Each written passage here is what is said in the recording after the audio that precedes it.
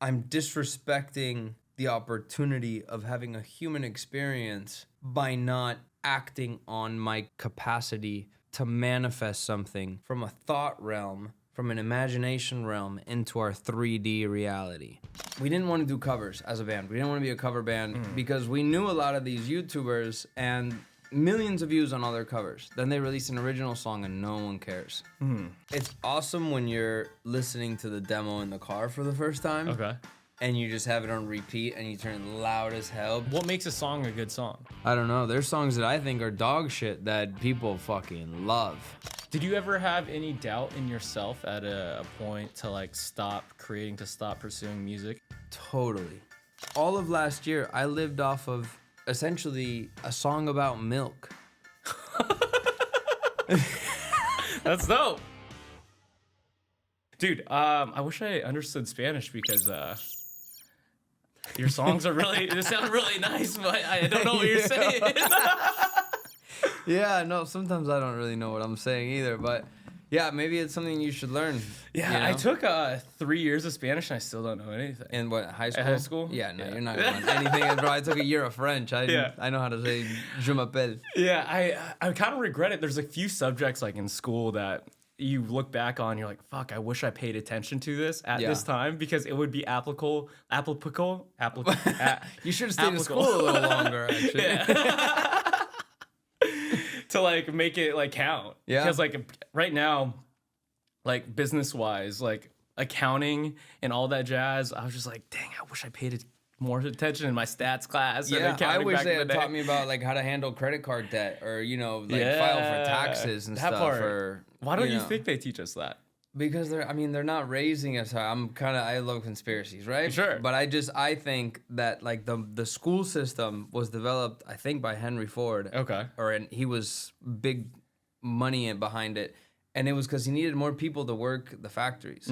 They're not raising or generating entrepreneurs, you know? They're developing a labor force. Yeah. You know what I mean? Employees. Yeah. And it's they teach you what you need to do those. They teach you how to not question things and just do what you're told. Sure. You know what I mean? And I think it's to keep other jobs sustainable because like there is accountants out there, there are bankers out there, there are XYZ jobs out there that make money from helping you deal with credit card debt. Oh, I mean, that goes even deeper, yeah, dude.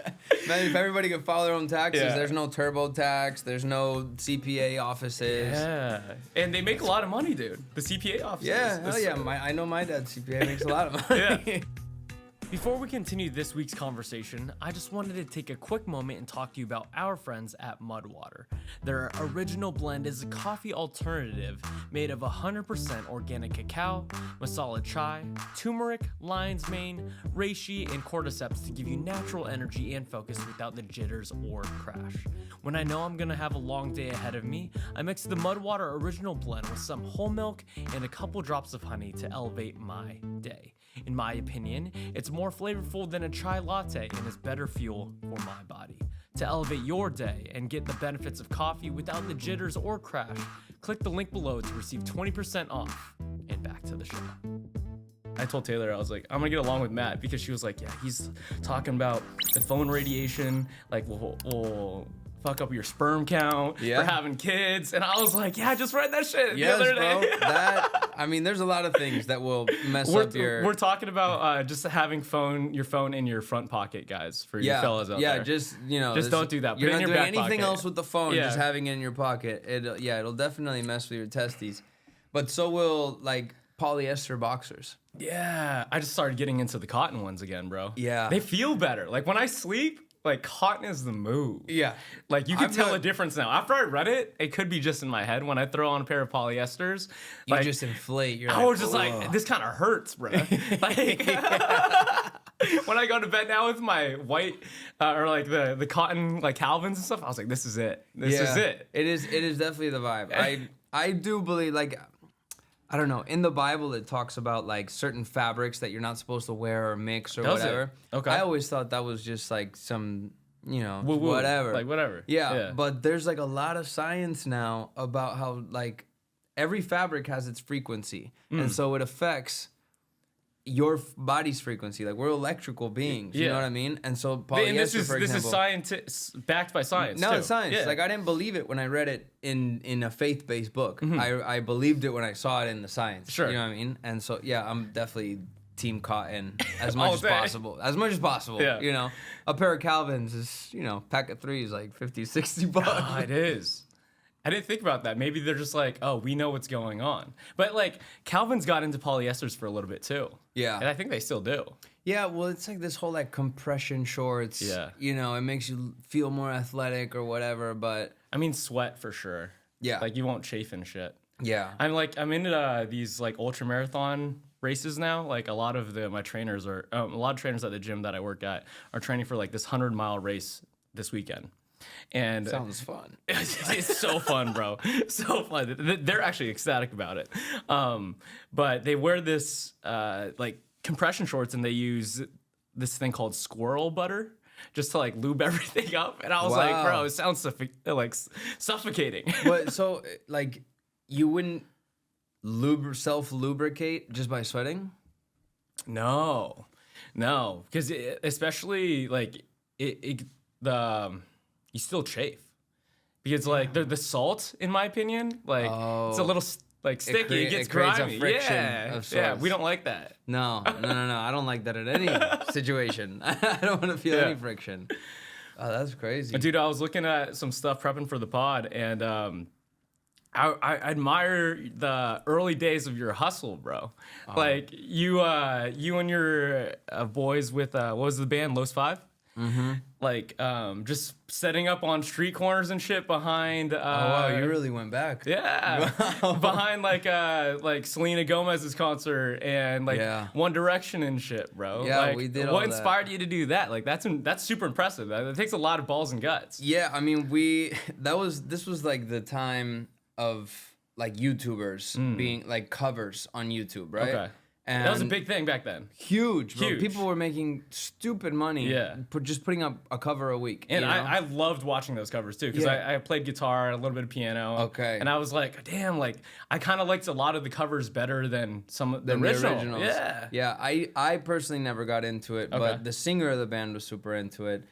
Anywho, we didn't want to do covers as a band. We didn't want to be a cover band because we knew a lot of these YouTubers and people, millions of views on all their covers. Then they release an original song and no one cares, And we're like, you just didn't want to be known as a cover band, people. And so we were like, we're gonna do our own songs, but then how are we gonna find people that could be fans of the band? Like, how are we gonna find an audience? Yeah. So the idea behind going and playing outside of concerts was, well, we think that, Justin Bieber fans, One Direction fans, Selena Gomez fans would be fans of Los Five. Yeah. So let's just go find them in person. Yeah. So we'd set up outside the show, and as soon as we saw the doors open and everyone's leaving, we just start playing, and we had stickers with our socials on the back, and that's how we started. And then it ended up to where a lot of the people that we met while we were doing that follow us on Twitter, and we had these private groups on Twitter, and we'd be like, yo, we're going to be here on this day at this time at this show. And so they would show up. So when people came out, there was already like a built-in audience. Yeah. And we had given them all stickers, so they were the ones passing them out. Like, yo, you should check them out. They're nice guys, this and that. You had the whole game plan. Yeah, that was your marketing. It was our like guerrilla marketing. Okay. We were like huge on, we need to be a grassroots movement if this is gonna work, because we were like a boy band layout. Sure. But it was 5 of us. It was me and the singer, and then electric guitar, acoustic guitar, bass, and drums. Yeah. So we were like, no, we're a band. We're not gonna dance. We don't dance. We write our music. You could dance though, bro. That wedding video, I was like, my guy could dance. Yeah, that was an intense 10 days of rehearsal for that. Oh, dude, you're pretty good. Thank you, bro. Were you proud that you pulled it off like that well? Yeah, because if I fuck that up, then my wife is gonna look bad, and she's the professional dancer, So I had a lot of pressure. Matt recently got married, and it was all over socials like this. What was it? A tango? Yeah, we did a tango. Yeah, and it was like perfect. It was like a 10 out of 10, bro. At least from someone who doesn't know scoring for professional dancing. Yeah, no, it was not like a basic, waltz 1-2 thing. One of my groomsmen, his name is Mark Ballas. He's a one of the best ballroom dancers on planet Earth. And he basically, it was kind of like his wedding gift for me and Taylor to do this. He choreographed the dance for us. He got rehearsal spaces. He brought assistants. Like we did it 5-hour rehearsals. It was a whole thing. Was it frustrating? I think it was more frustrating for Taylor. Okay. You know what I mean? Because it just took me a minute to coordinate right, what my like, hands this were is doing. Easy. Yeah, to her it was like, it's choreo, babe. Like just 1, 2, 3, 4. And I'm like, I gotta count on top of what my hands are doing and where my head is and my chest and my feet, and it was a whole lot. But yeah, he was a phenomenal coach. So it's so humbling when you get into another expertise's like space. Like for example, like you're in music, I'm in fitness. And like if I went to a music space and like your studio probably, like I just don't know anything, you know? And like if you go into but it's very admirable about the expert. Like they spent so much time learning to tango, and like they're like, whoa, like this is taking you 10 seconds when it's taking me like 10 minutes. Yeah. Yeah. It is crazy. I mean, if you give me one of those kettlebell complexes that you do, that shit is complex, bro. Thanks, bro. Appreciate I've seen it. the videos, and I'm like, I see all of the. I love the kettlebell thing. Like I really want to get into it, but I'm so intimidated because and you do it like barefoot or in chanclas or something, bro. I admire that. Thanks, dude. Yeah. The shoes that we wear, they're called mazatlis. And they're hardly shoes though. Like you're fully exposed. You're fully exposed. They're hardly exposed, but they're from ancient Mayan culture. Like there's these statues that have the 2 prongs on these sandals. And the guy who founded the company in East LA, he just started making them. He's so passionate about it, and it's just like deep within that culture. And nice. Yeah, just taking it back to science. We'll talk about like grounding, you know? Yeah. Like the actual pH that your body develops. So for example, like pH water, it's kind of like not scientific based. People are just like, oh, if I drink pH water, like my blood pH is going to be better. It's not how it works. It's not how it works. You're maybe going to piss pH. Yeah, that's it, right? Like, so like the only way to like elevate your blood pH is to ground yourself to the earth. And like science shows that like the electric, like magnetic, whatever, like go into your body by putting your bare foot on the earth, and that's kind of like the whole philosophy behind it. The philosophy behind go touch grass, bro. Go touch grass. Go touch some grass. You're vibrating very low right now. Do you guys use that little grass pad in front of your house a lot? When we take the dog out, when we take Dolce out, I'll try and be barefoot, and I'll just kind of sit there and try and imagine like electricity coming up into me while Dolce's taking a shit. The first time I met Matt was in front of his yard, and he was shirtless with his dog, barefoot on the grass. Yeah. That's how you know I'm not lying, bro. No, that's exactly how it is. Yeah, that was it. Well, you guys went camping, right? Yeah. Which was a total fail from what I heard. Oh, it was awful, but it was cool. I mean, like that was the first time I got to know Taylor. So yeah, that was. But the funny awesome. thing about Christina is like she's just go with the flow, and like most of the time it's like we figure it out, but sometimes like she doesn't know what's going on either. But it's an adventure. Christina gives me that vibe that like shit could be going sideways, and she's like, "Wow, this is such a nice day." Yeah. She plays it off so well. And yeah, I'm like, I can't imagine her like stressed out. No, I don't Maybe think I've you've ever seen her. that? No, Yeah, zero. Yeah. I'm very much into that perspective on life. Yeah. Do you know who Naval Ravikant is? No. No, he's like a modern day philosopher. He talks about just his definition of like happiness is peace, like peace of mind. It's like having a calm mind. Yeah. And the 3 things that you can't buy, but you have to earn is a fit body, a calm mind, and a happy home.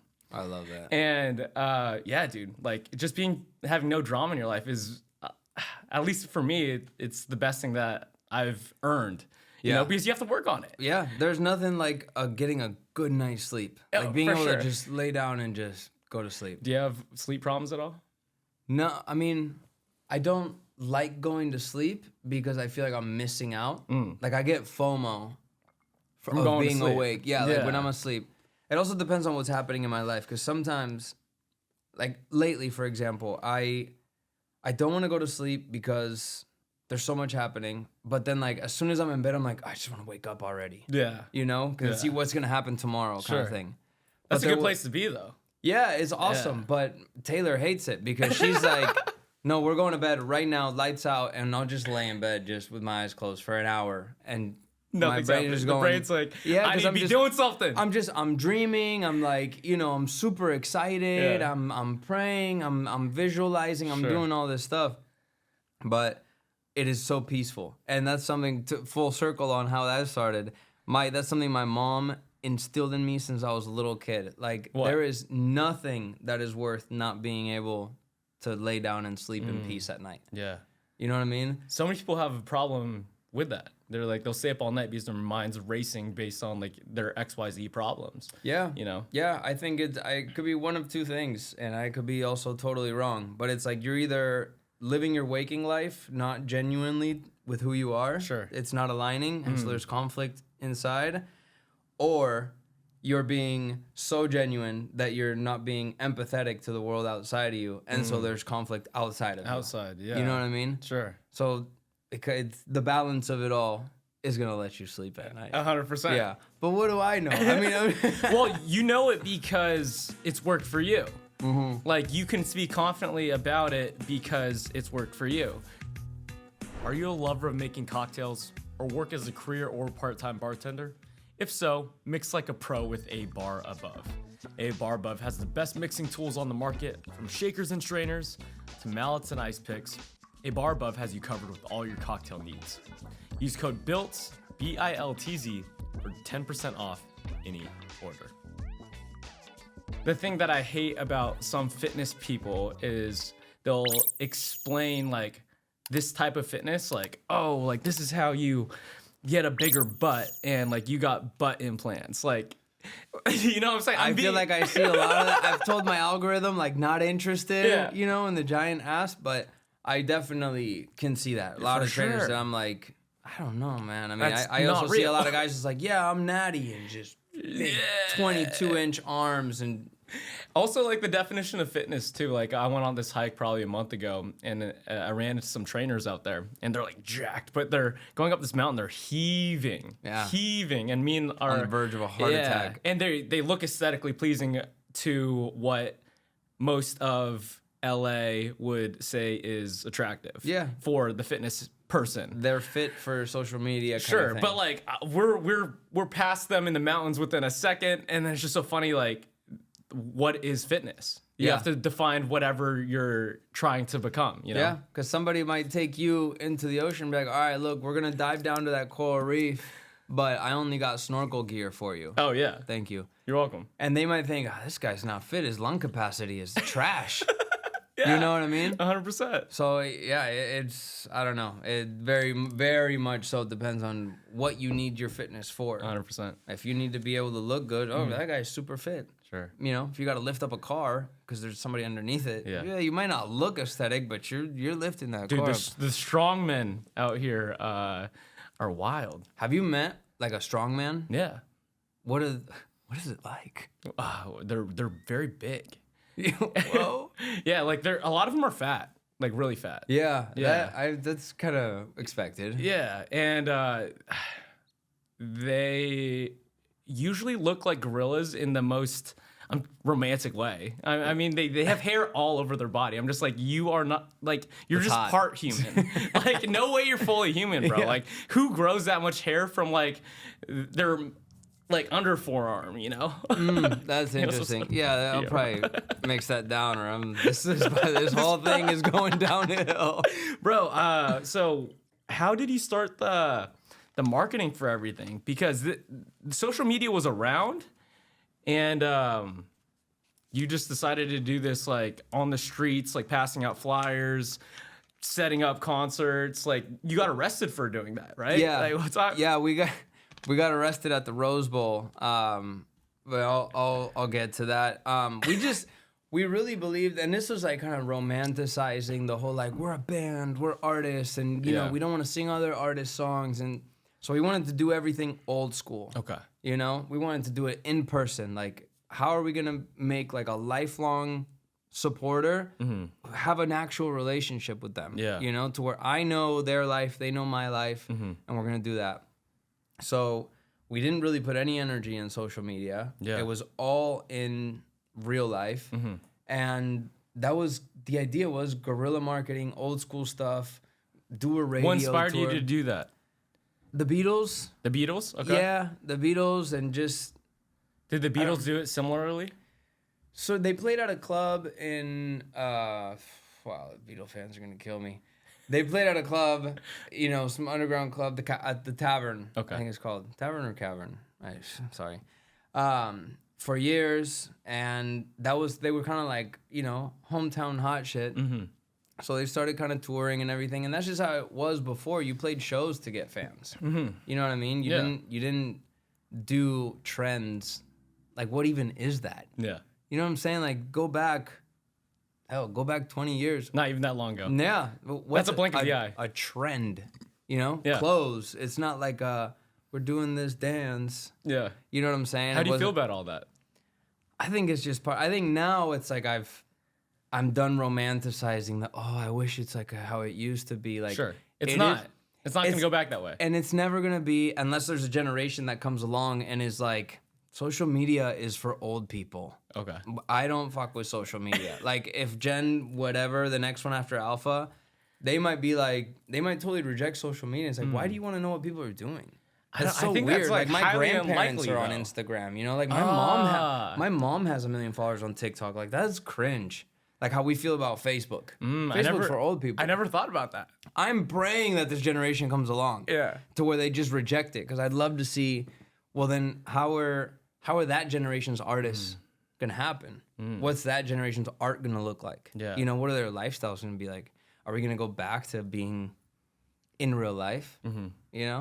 That is my hope. But with how it is now, I think you're being optimistic. I love it. But there's so many kids that are glued to iPads these days, bro. And they're like stuck in that simulation per se. Because I don't remember the last kid that I saw outside with a book. Like, usually it's like an iPad. Yeah, no, like, nobody or a phone, Like, I remember at least having a coloring book. I don't remember the last time I saw a kid with a coloring book. No, I wonder if they still have the scholastic book fairs. Ah. I don't know if you had them at your elementary schools. Yeah, for sure. In Colorado, where I lived for like 12 years, we had them, and that was, oh my God, if you could get like $5 from your parents. Yeah. When the Scholastic tour, the book club came. Wasn't a book like only $1 or $2? Yeah, and you could buy like a poster of a Ferrari. You know what I mean? And it was like, oh, I'm so badass. I got this thing hung up in my room, and I'm reading Flat Stanley. Captain Underpants. Captain Underpants, bro. That was my shit. That was my shit. I loved that You book. waited for like the next one, and it just made no sense.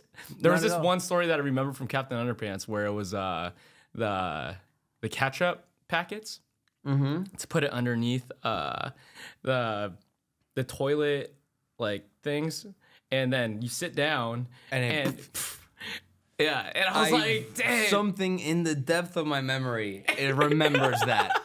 Yeah, it was like the children's Family Guy. Like, it was just random. It was like PG-13 Family Guy. Yeah. Yeah, like we probably shouldn't have been reading it. Like this old fat man in his underwear, like around kids, which now thinking about it, it's a little weird. Extremely weird. A little bit weird. Yeah, I think people just, I guess kids read it because that's what was the trending thing back then. Like, because at the end of the day, like, what makes something popular? Just so many, like, enough kids talked about it that you're like, oh, I'm gonna read this. Yeah. Same thing with music, right? Yeah. If everybody's telling you this is the most important thing in the world right now, i.e. the Kendrick and Drake beef. Yeah. It is my whole feed on every app is solely content about Kendrick and Drake. I haven't paid too much attention to it. Like, can you give us a rundown? I mean, it's over. Okay. In my opinion, it's over. Kendrick just took it home. Oh, Euphoria was really good. Euphoria is... I mean, it's a masterpiece. Kendrick made art. Drake tried to do whatever Drake does, but Drake isn't from a place that has an iconic sound. Kendrick is West Coast. He's Compton. He's LA. And there is a sound. There's a whole aesthetic. There's a whole personality. Yeah. Behind that, the culture. There's culture. Toronto rap, respect to Toronto. I've never been there, but it's not, it's not LA. It's not New York. It's not Atlanta. It's cold. It's cold, and it's like That's actually cold. Canadians are really kind. They're super you know kind. what I mean? They're super really kind. nice. My People buddy, know- you met Kev, right? Did I meet Kev? He was at Christina's show. Maybe not. Oh yeah. The coconut yam Yes. Asian guy. Yeah. Buff Asian Buff dude. Asian guy. Yeah. Yeah. know exactly He what you're talking about. moved to Toronto recently. He was like, bro, everyone is nice here. They're so nice, dude. I'm saying. Yeah, it's like they're so hospitable and like super. He was like, bro, I think I want to raise my kids out here. Yeah, it is like a giant suburb from what I hear. Yeah. So that's where you got, somebody claiming to be super gangster and from the six and this and that. And it's like, People know. we got Compton, bro. Yeah. You know what I mean? So yeah, I definitely think Kendrick not only like bodied him and the things he revealed, or at least the allegations he made, you might as well be guilty. If somebody pins that on you, it's a stain on your whole persona. Yeah. Even if you're innocent, Yeah. it's still like, well, you got accused of it, so it's Yeah. still kind of weird. Why do you think the musicians like have beef with each other in the sense of like, why don't you just produce good work and leave it at that? Well, I mean, I definitely think it's a rap thing. Like, the sport of rap battles Okay. is at the very core of hip hop. Okay. You know what I mean? Like, everybody started freestyling with their homies. Mm. And that shirt's ugly and, whatever. Like, as little kids, you start dissing each other, and that's the fun. And, Yeah. you just cook one another until somebody's like, all right, I got nothing else, or they freeze. And so that's like, I think as a fan of hip hop, as a fan of rap, like that is the spirit of it. It's a sport. Yeah. You know what I mean? It's a constant flex of who has the better lyrics, who's more creative, who can connect dots in a way that makes you connect the dots, even though I didn't directly say what it was, kind of thing. I didn't know it was down to, I guess, that playing field. Like, I always thought like music in general is just an expression of yourself and how you were raised, or like what beliefs you have, XYZ, for any type of art, right? Yeah. But like, I didn't know that hip hop started from just like rap battles. Yeah, I mean, it started. Have you seen Straight Outta Compton? Yeah. Like as a very surface level Point of reference. Yeah. There you go.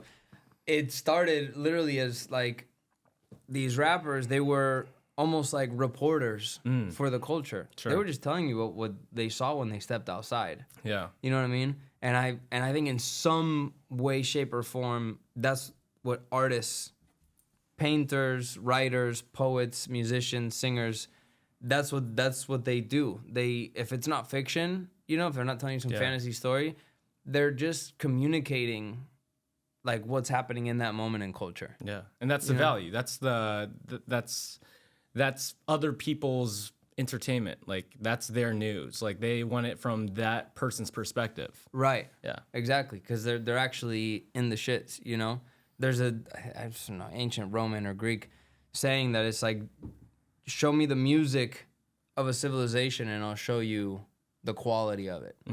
And I think that's why people are like, oh, well, today's music is trash. It's like, well, there's a lot of brain rot going on right now. You know? Like, we're just scrolling, consuming endless amounts of content. So it's like, how do you report on that when everybody is a part of every culture? Yeah. In a way.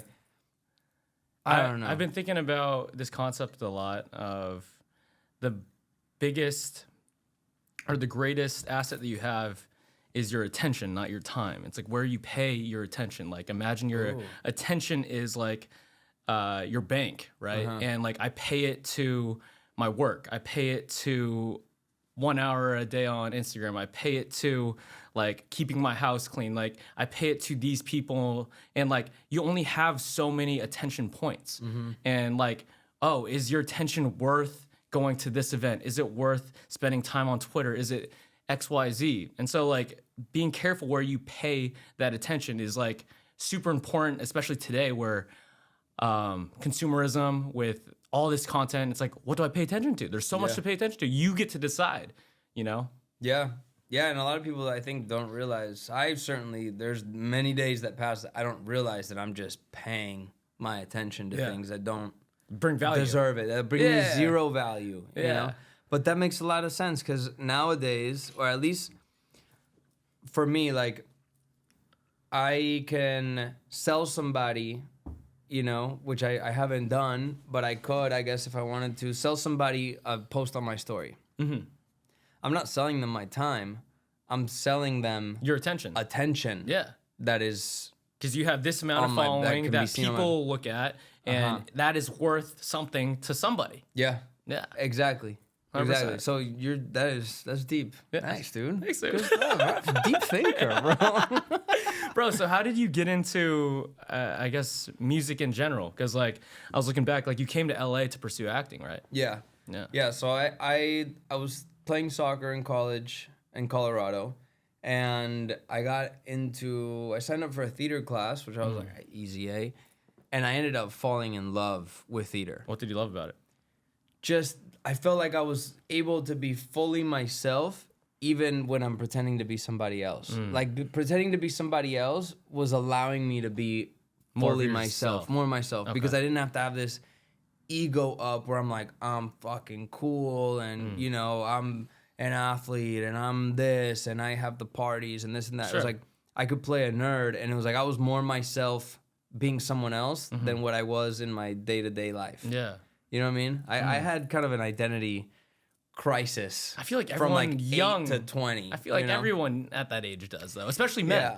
They're like, who am I? Who do I want to be known for? Yeah. Who do I have to be to get higher up? Yeah. You know? To be more liked. Yeah. Yeah, because totally. Like at that age, you're just, I want to be liked by people, bro. Yeah. And then you're not that person for that time, and then you try to become them when the best way to be liked is to be your true authentic self. It's the only way to be liked. At least genuinely liked. Genuinely. Because like someone's gonna figure you out. Yeah. Yeah, I mean, if you're giving somebody a fake face, they're probably gonna like that fake face, so they don't really like you. Yeah. The second they see your true colors, like, oh, he changed. Yeah. And it's like, bro, this is who I've been. This is who I am. Yeah, but how are they supposed to know that? No, so I got into theater, and my dad was like, dude, you're wasting so much of my money.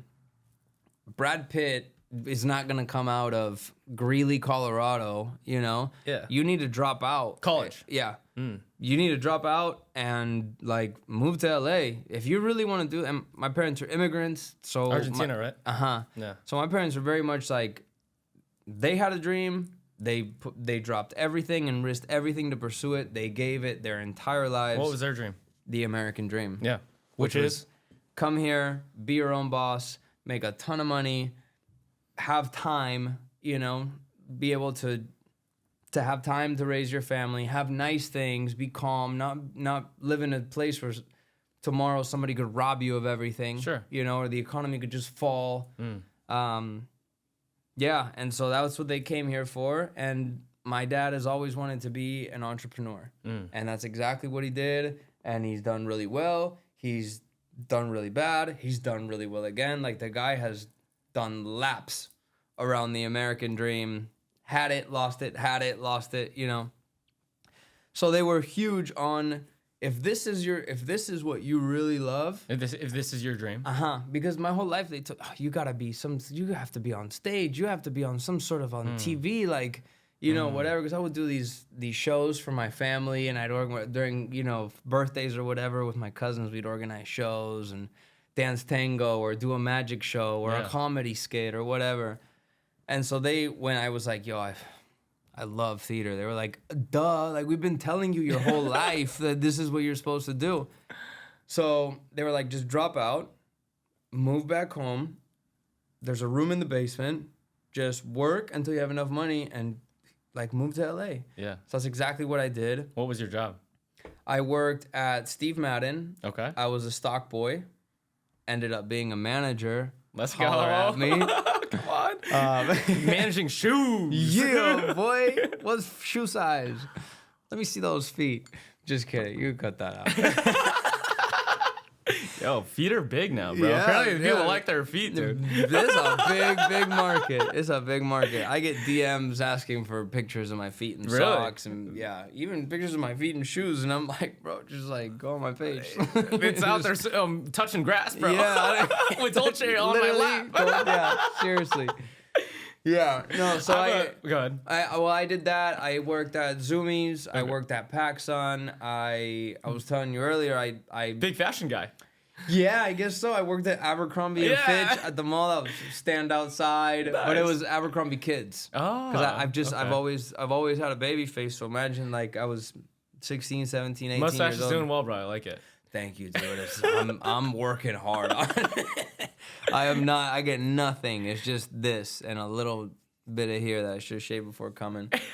But I did that, and then I was just like, well, fuck it. I'm just gonna go. What age was this? This was at 19. 19. Yeah, I was 19 when I decided to move to LA. I was supposed to move out here with a friend, and he bailed like the week of, and I was so angry. This is from Colorado? Uh-huh. Okay. That I was like, I'm going alone. I forget you, bro. I'm going alone. And so I came out here, and I didn't have any work. I didn't know where I was going to live. So like literally on my way out here, I hit up this dude that I had met on a cruise the summer prior, who I knew was like rich, was like in his 30s, and I knew he did something in like video. And I had been making YouTube videos and just vlogs that I would just make vlogs and then like have friends over and we would just watch, you know, the past week of our life. And I would edit them and whatever. What inspired you to do that? I always felt like my life was cool. Yeah. And I felt like my friends were cool and the stuff that we would do was cool. And It's like document it. Yeah, like we did school and, you know, go snowboarding. And then, or, you know, we would just leave for lunch on a Monday and just not come back and go to the lake and go cliff diving or whatever. And so I was like, well, I would just film it because I thought people should see, you know, that this is cool. This is. Yeah, this is awesome. I want to show people my cool life. Right. I wanted to share it, you know? Yeah. And so I had done that. And so I hit him up and I'm like, yo, I'm moving to LA. You know, if you know anybody that's looking for any kind of work, like I just need a job. And he's like, well, we're looking for a video editor. Do you know how to do that? And I'm like, yeah. Mind you, I had only edited on iMovie. Sure. You know what I mean? It's like, yeah, bro. Like I just, you know, was studying it in college and whatever. Totally lying. I just needed the job. Yeah. He's like, all right, we're gonna pay you. The business has an apartment on Melrose and Fairfax, and you're gonna live there, and we're gonna pay you $500 a week in cash for 4 hours a day, so 20 hours a week, part-time. I'm like, dope. I get there, and I'm editing. Have you heard of MrSkin.com? It's the porn stuff, right? Yeah, sort of. So all right, well, let's just talk about it. Let's talk about it. So basically, it's like any celebrity, any actress, whatever, that has like, you know, a sex scene, a lesbian kissing scene, or, you know, paparazzi catch her in the street and her shirt see-through or her skirt. It's all organized there. Yeah. These guys ran the gay version of that. So you're just looking at dick all day. I was looking at tons of dicks, just miles of dicks. At 19, you know, between 19 and 20, and so you know, Orlando Bloom. Oh, he was seen, you know, leaving Katsuya in Hollywood, and he was wearing these gray sweats and no underwear. So I'm like, get the clip, zoom it in. Slow motion, put the logos as bookends, whatever. Okay, upload. Like, that was my job. What did you learn from that? You had to take something away from that. Did you develop a skill set of this editing? Like, did it help you at all? No, not at all. Like, it was just so kindergarten editing. Okay. You know what I mean? It actually, if anything, it made me feel like I know sex sells, but I don't know that I want to be a sex salesman. Okay. You know what I mean? Like, it's something about it made me feel like I was violating people's privacy. You know what I mean? Because I'm like, what if they did that to you? To me? You're like, know? I would not like you. Yeah, like that's, you know, what if paid your I don't bills, know, for though, some right? reason, for some reason my mom gets famous. What if like I'm on Instagram or whatever and I see pictures, you know, people doing that to my mom? Like, I gotta kill somebody. Sure. You know what I mean? Yeah. I wouldn't. Because I'm a good person. At least I think. Yeah, you think so? He's defending himself. You know what I mean? This is my past. It was a long time ago, man. So, yeah, I did that job, and they partied a lot, my bosses, right? They had a ton of money. They lived right below Nicki Minaj. Yeah. And this was 2012, right? So Nicki Minaj was not like... Big time yet. She didn't have her mansions yet. Yeah. She was still living at the Sunset Vine Tower, and it was cool. Humble for Nicki Minaj. Yeah, I mean, you're still paying $15,000 a month for rent for sure. a 2-bedroom apartment, but they were big. Yeah. So we lived there, and they partied a lot, and they would send me out. Oh, you lived with them? No. I lived on Fairfax and Melrose. Okay. Right? So they owned another apartment that they just kept almost like to entertain people. If people came into town, they would stay there. So you were there. So they gave me that spot, Nice. right? So I didn't have to pay for it. Dope. I was 19, 20, bro. You're like, I'm living. I was balling, and I started to go get their extracurricular substances for their parties. Yeah. Okay. And so I met their dealer, and I was, I kind of put myself in the middle of that situation, Sure. and so I started making a lot more money from them and their friends. Okay. Just because they didn't want to leave the office, or Sure. they didn't, they were like, well, we're going to Vegas, we need you to just drive it there.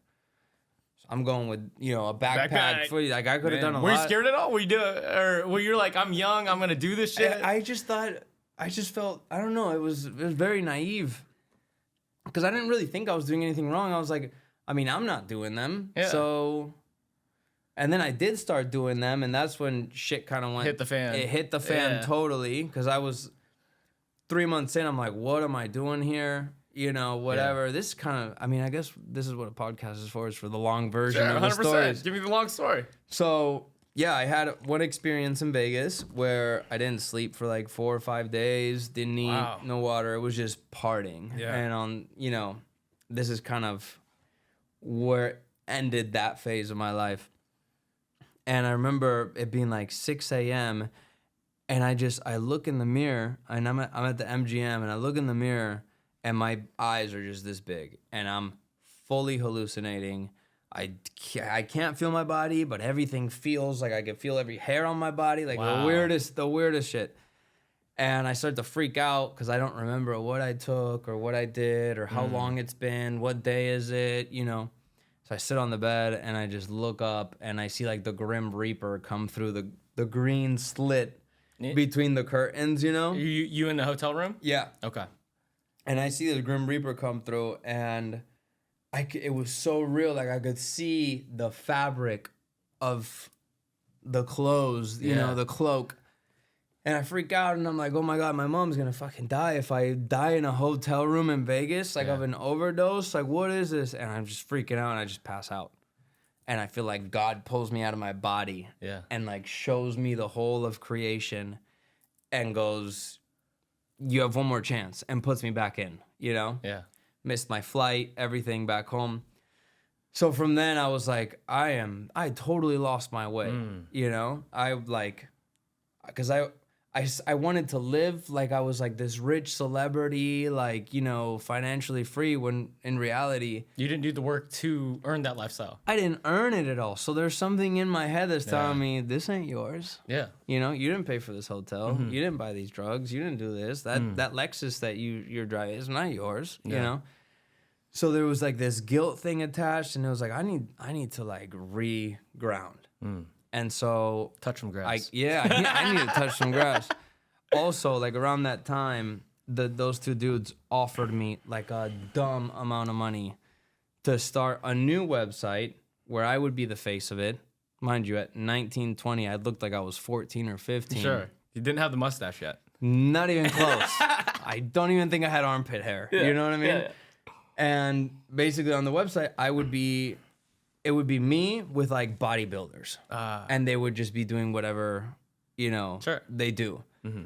And that really freaked me out too. And I was like, this is not like, what I came to LA. It's not what I came to LA. I'm like, am I about to be sex trafficked? Yeah. You know what I mean? Like, sure. I didn't think that was the last thing on my mind. So you weren't participating in art at all, like in creating like stuff of your own at all when you arrived? I didn't know a single person.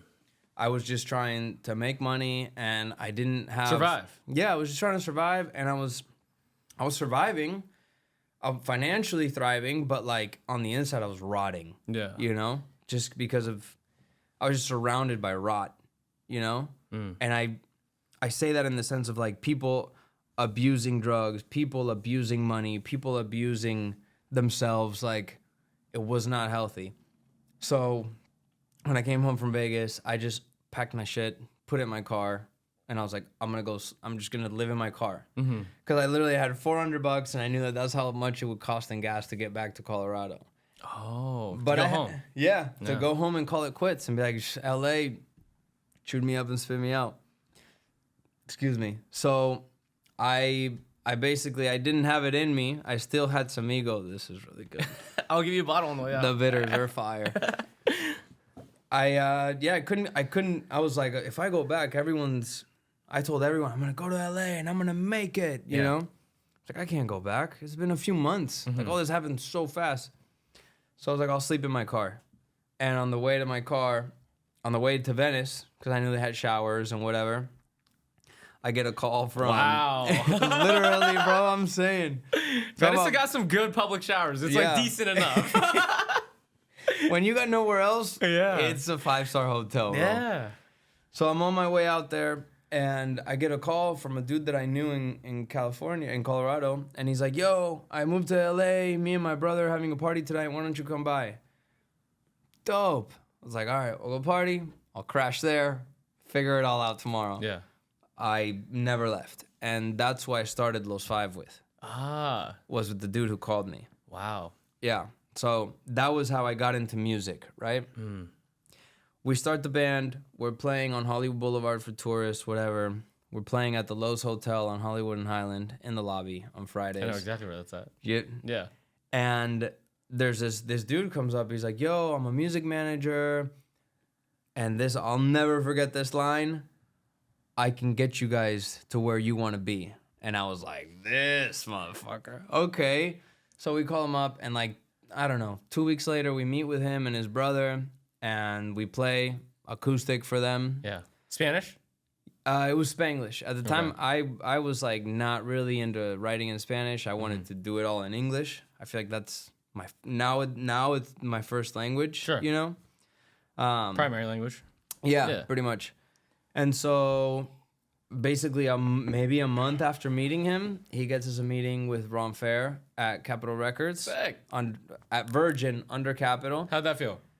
I was like, this is a dream. This is what I came here for. The movie continues. Yeah, you know movie what I mean? continues. Like, that's what it felt like. I feel like the main character. Yeah, it did. It totally felt like that. I'm like, man, we're about to be rock stars like tomorrow, dude, like yesterday. And so pretty much we played in his office, same thing, because we didn't have music recorded, we didn't have social media, nothing. Wow. So we just play in his office. Were you guys called Los Fives at that time? We were originally called The Wavelength. The Wavelength. Trash name. I kind of like it. It had its meaning, you know what I mean? But literally before walking into that meeting, the manager was like, you guys I cannot go in there and tell them, oh, it's the new pop sensation, The Wavelength. You know what I mean? He's like, we need a better name. And so we landed on Los Five. Yeah. We're bilingual. The music's bilingual. It's Spanglish. There's 5 of us. It's the 5. Los Angeles. Yeah. We were at Los Hotel. Like, it felt special, right? The story made sense. Yeah. So yeah, the math was mathing on that. On the name. And so basically, they signed us right there on the spot, or at least we're like, all right, we're gonna have an offer for you like tomorrow, and we did, and we signed, and they gave us a ton of money that we were not prepared to have. They put us up in a house, and 2 weeks later, or a month later, maybe our drummer gets deported. Oh shit! So we get shelved, and that was like the end of the relationship with Virgin and Capitol. Just because of a drummer? It was the way Ron Fair put it, the president, was that it's poop in the ice cream. The ice cream's great, but there's poop in it now. That's literally what he said to us. We were How does that stained. make sense though? Like you could get another drummer. We could, but now there was like a legal thing around us and Virgin and immigration Because of the deportation. That makes sense. It's not because like the talent or anything like that. because they paid him, and so technically that's illegal. And so they were like, could not get further away Like, from us goodbye. faster, you know? Dang.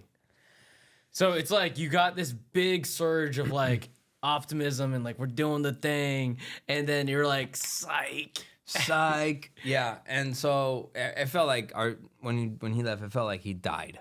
Like we cried. I cried like he had died, and he was one of our best friends. Wow. So we had him fly to Tijuana, and we went and picked him up in Tijuana, and we told him in that time, sign back up for music school for MI, for Musicians Institute, for whatever. Just sign up. Get your student visa. So yeah, and they gave those out like that, right? Yeah. And so we go pick him up in TJ, and we just drive him across the border because that's way more chill than going through customs at an 100%. airport. Way more. And he's like, yeah, I'm a student. It's like 3 white dudes in a car. That just one happens to be from Mexico, the other's from Argentina. The math was mathing. The math was mathing. It's like, oh, look at these young cats chasing their dreams, Yeah. So we just drove him right in, but Capital didn't want to have anything to do with him. Still, they didn't want to touch him with their friend's 10-foot pole, So we had to audition for a new drummer. We got this Brazilian dude who was arguably a phenomenal drummer.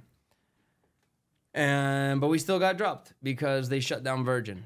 Because apparently the president signed millions and millions and millions of dollars worth of artists, and not a single song came out within 2 years.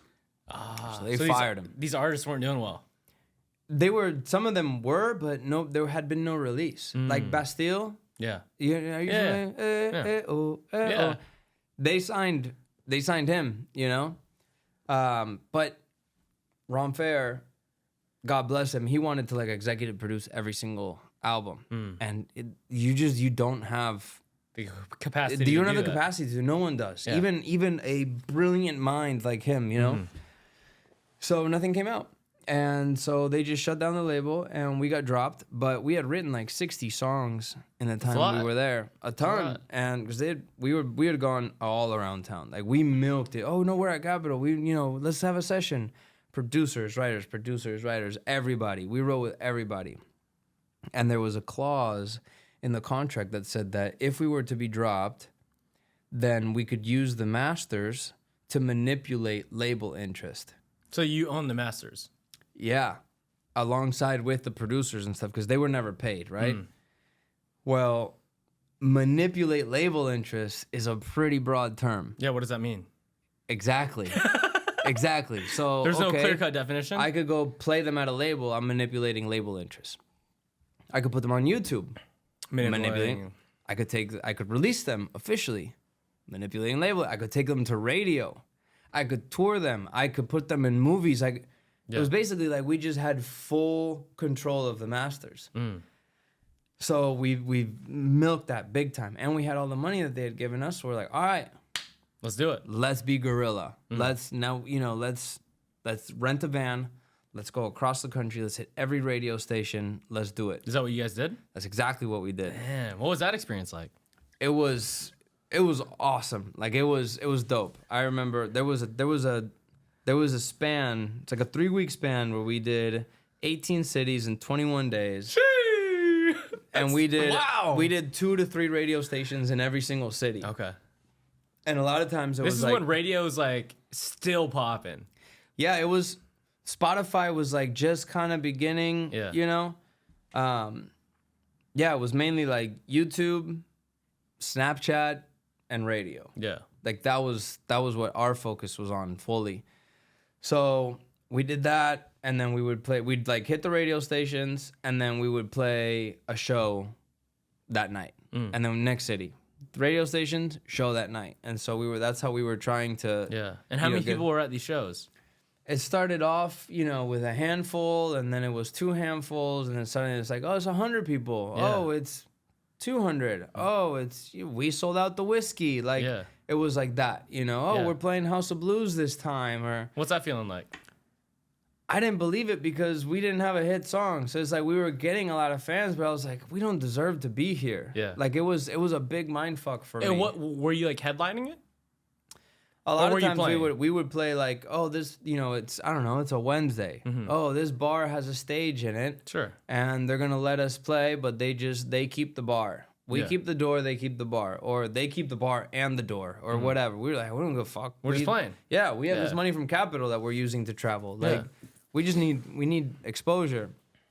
So that's kind of how it started growing. Sometimes we would be the opener to a cover band, or sometimes we would be the closer to a karaoke contest. Like just anything that we could do, we were doing. Yeah, that was the only goal, was to just expose. Have you had any problems sleeping or snoring? If so, hostage tape could be your answer. Mouth taping and only nasal breathing has shown to prevent snoring and offset sleep apnea. It brings more oxygen to the brain, gives more aesthetically pleasing craniofacial features, and improves your overall cardiovascular health. Give it a try at www.hostagetape.com and use code NATE49486 for 10% off. We got offered to compete in the iHeartRadio Rising Star competition. You guys won it, right? We won it. Yeah. I think this is going to be the first time that I admit this. We fucking cheated big time. How so? Between us and the fans and our families and everybody that was in these private Twitter groups, we figured out that there was no verification of the email address that you were putting in to vote. Okay. So you could just make up an email address and vote. Oh. And so we figured that out. You played the game. Yeah, I don't know who it was. Somebody was like, yo, I voted for you guys like 10 times today. You just make up an email. Yeah. And we're like, no. We try it and we're like, it worked. Yeah, mind you, sure, we might have cheated, but it took so much work. Yeah. Like, it was like for the next 3 months, that was all that we were doing. You're telling everybody about it. Dude, we broke all the records for votes. Like, wow. The year before, this huge YouTuber had won. Guys. Yeah, how did they have 5,000 followers on Instagram? It's like, yeah, but those 5,000 are loyal, bro. Loyal, bro. They're voting 20 times a day. Literally. Bro, get this. Like, this is the level of it. The year before, the winner was this huge, famous YouTuber. She got 4 million votes, and that's what she won with. Yeah. We won with 7 million votes. 7, bro. I had my whole family, like, full-time job. Groups on Twitter, we could have 50 people in each, like, DM group.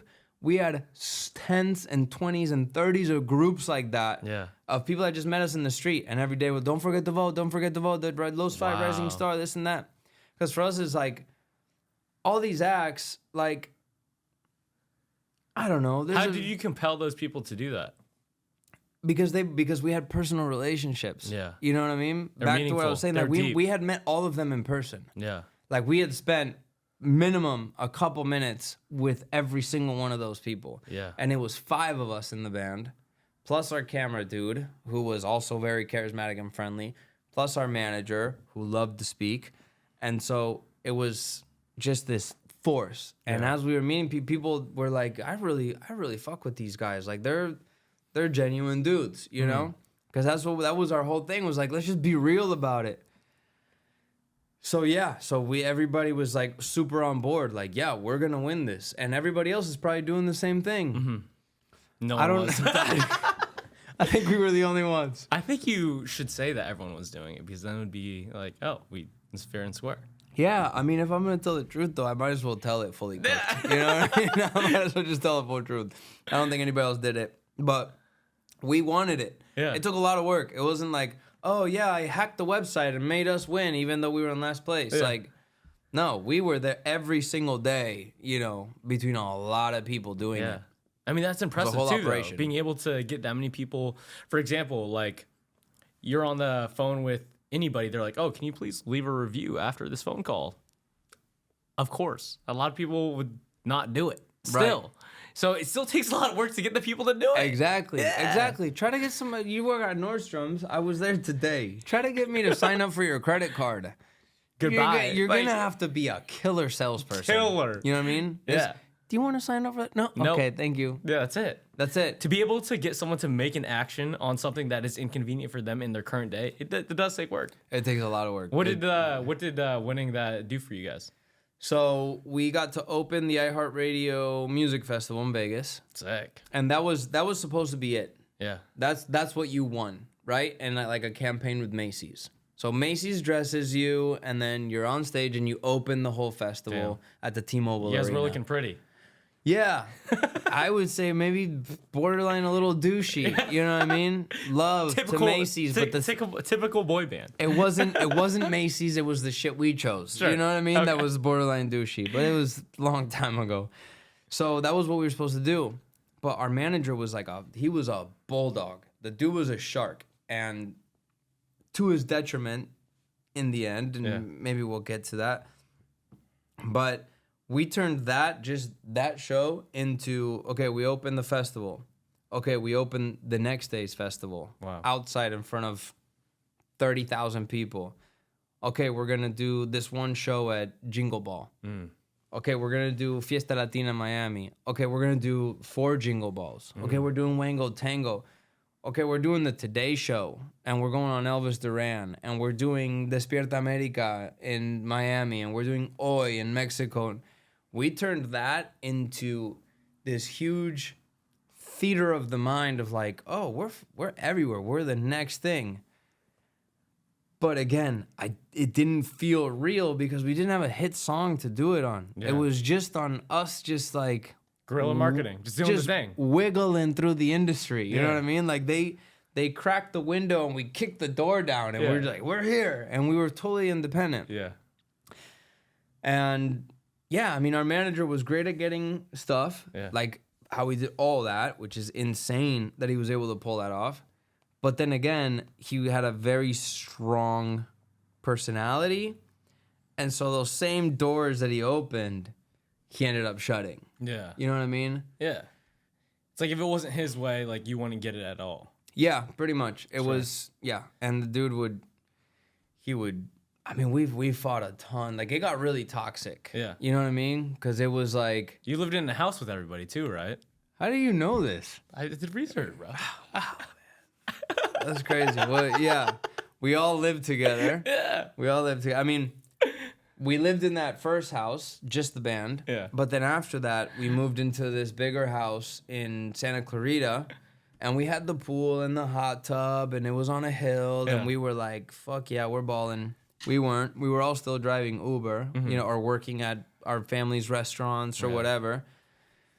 And he had his BMW, and he had the master bedroom, the manager, and he would, you know, we'd get a $1 spicy McChicken at McDonald's for lunch, and he'd go and have lobster, to be honest. you know? Yeah.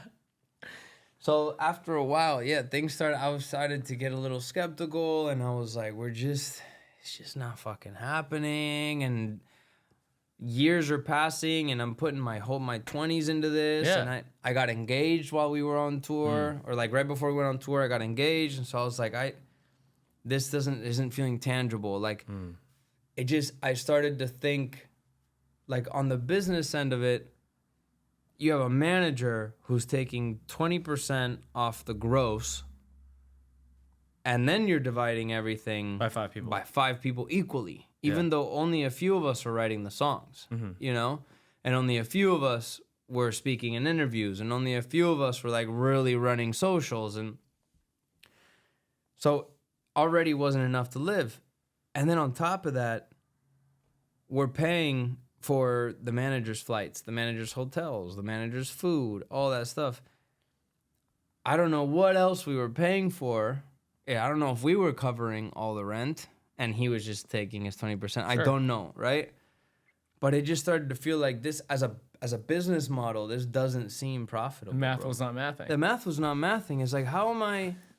Because really, if at this point, none of the money's reaching my pocket and I'm still having to come home from tour in Uber... Yeah. You know, I'm driving Uber, picking up a bunch of drunk girls from the bar on a Saturday night. Yeah. And my song's on Kiss FM. And I'm just like so mind fucked at that. How is it if no money's getting to my pocket now, how is it gonna get to my pocket when we make $1 million? Yeah. You know, if we make 1,000 and not a single dollar gets to me, what's gonna change between 1,000 and 10? Sure. You know, something's gotta come to me. Nothing was coming to me. And my parents were helping us financially, and other band members' parents were helping us financially, and we owed them a lot of money. And when we finally got the money, the manager didn't want to pay them. So the capital funding was like out the door by this point. Yeah. I mean, taking 7 people around the country. It's a lot. And it's a lot, you know? And that band lasted for 6 years. That money only lasted the first year and a half, you know? When I was looking at, I guess, that story, I related it to a lot because I told you I started this bitters company. And it comes to a point where if the math isn't mathing, like I've been thinking about this concept a lot. It's called push or pivot. And so there's points in your life where it's hard. Like it's a moment that it's hard. It's either you push through or you pivot to something else, right? And so like it takes a lot of attention. It takes a lot of consideration to be like, which one is it? Because like I could push through this event and maybe it's gonna be really good, or it's detrimental to push through and I should have pivot. Yeah. And like when I heard that you pivoted to like your own thing, and like that's a big like mark there because you could have been staying in it for a long time. It was safe to stay. Safe to stay because you know that like, there's enough momentum that it could potentially work out. Like it's working, but deep down, like you know it's bad enough to like, you're like, no, I need to pivot. And there's this voice in your head, at least for me, it's like, yo, you got to pivot right now. And like, and that voice is just keep knocking on your door, bro, and you're like, pivot right now. It was yelling at me to pivot. Especially, like, we were doing quinceañeras and sweet 16s. Yo, quinceañeras, they might pay well, though, to be honest. They did. I mean, I'm not going to lie. But it wasn't what you were trying to do, right? Yeah, I mean, we did. I remember there was one where we got paid like $10K to play a quinceañera. But then there were some where we were, you know, they would give us, I don't know, $1,000. And you go to the quinceañera and you're like, there's no way these people had $1,000 extra. And I feel like shit that I took their money. Like I started like really resenting the fact that we would take, and I mean, obviously they're willing to pay for it, but in reality, they're not willing to pay for us. The parents are willing to sacrifice that money for their daughter who's saying, I want them at my quinceañera, you know? And I started feeling really ugly feelings about that. Like it didn't sit right. And then another one that said, pivot, bro, get the fuck out. Sorry if I'm cursing a lot. No, you're good. No worries. Halfway down the second one, and I'm, you know, the tongue gets looser. So we auditioned for being a cover band at Downtown Disney. Yeah. And basically we'd have to drive from Santa Clarita to Anaheim. And if you're not in California or in Los Angeles, you're doing that twice a week. You're sitting in traffic for 3 hours, you know what I mean? 3 hours there, 2.5 back, and we were only going to be making like $1,000 a week. Yeah. Again, 20 to the manager, then it's nothing divided, and then we'd have to be paying for gas. Yeah. You know, and we'd have to be wearing these outfits, and also all the time invested in. Sorry, this is. No, maybe details that don't matter, but all the time invested in learning the catalog of songs that they would want us to sing. Country songs, old hip-hop songs, Madonna songs, or whatever. I was like, this is ridiculous, bro. Sure. We're artists. I thought I signed up to be an artist. I don't want to be here in a fucking goofy outfit, you know, dressed like Mickey Mouse, singing covers of Garth Brooks, you know what I mean? While people just walk by, like, this doesn't make any sense. And we did that audition, and literally in the parking lot after that audition, I was like, yo, dudes, I'm out. Yeah. It's like, I need to pivot now. I'm out. I got to pivot right now. I had already been engaged for like a year and a half. I was like, I got to start thinking about turning into a man. I can't keep being this like, I'm a boy in a band. I can't be that. I gotta become a man, and it hurts me to leave because feels like this could be a future, but like I gotta figure something else out. This isn't what I signed up for. Yeah. And the following years were fucking dark for me. I got really depressed. I was working Uber full time, thinking, oh, well, if I do Uber, then I could, you know, Uber in the morning, session at night. And I didn't have any sessions. I was just Ubering. I was eating Thai food, pad CUs, holler at me, and drinking. And so I just started gaining weight. I was really unhappy. Yeah. My relationship was kind of in shambles for a while. Like, I was really far from God, just in a dog shit place. Once again. like how I was before Sure. starting the band, you know? Yeah. And then on top of that, the pandemic hits. Like, let me put icing on the cake for you. Literally, bro. Oh, you're having a tough time? Let me lock you inside for 2 years. Yeah. You know? And just, you're not going to make any money. No one's taking Ubers. Sure. You got to sell your car. You don't have a car now. Yeah. And the world is burning. So that happened. And in that time, I remember my sister texted me and she goes, you should really get into this like Forex or crypto thing. She's like, I don't really understand it, but I think you'd be good at it. And I get this unemployment check. And it's nothing crazy because I wasn't making really any money. Yeah, how much was it? I got it too because I worked at... It was like $1,700. Yeah. The initial one, right? It's like 12 to 17, yeah. Yeah, so... And it was weekly or was it bi-weekly? I think... Well, I remember you got one. You got one, yeah. And then you had to file for unemployment. And it was based on what you made the year prior. Okay. How much you got. And then like, I don't know, a year later, they're like, oh, well, here's another, 17. Uh-huh. Yeah. Well, from that check that I got, I remember the first one, I put $400 into Dogecoin. Oh, that shit hit. And I was like, what did it go to? Well, I bought in at 0.005. Okay. So $0, 0.005 cents. Yeah. Put $400 in. And I sold a little bit, like I didn't sell all at once, but I sold a little bit when it got to 20 cents. And I was like, damn, boy, I'm so good at crypto. How much was that? It was a couple grand. Okay. It was a couple grand. And then later on when it got, I think the highest it reached was like 60 cents or something like that. Which is insane. I sold the rest of it. And that's when I started MiSHNRZ. Yeah.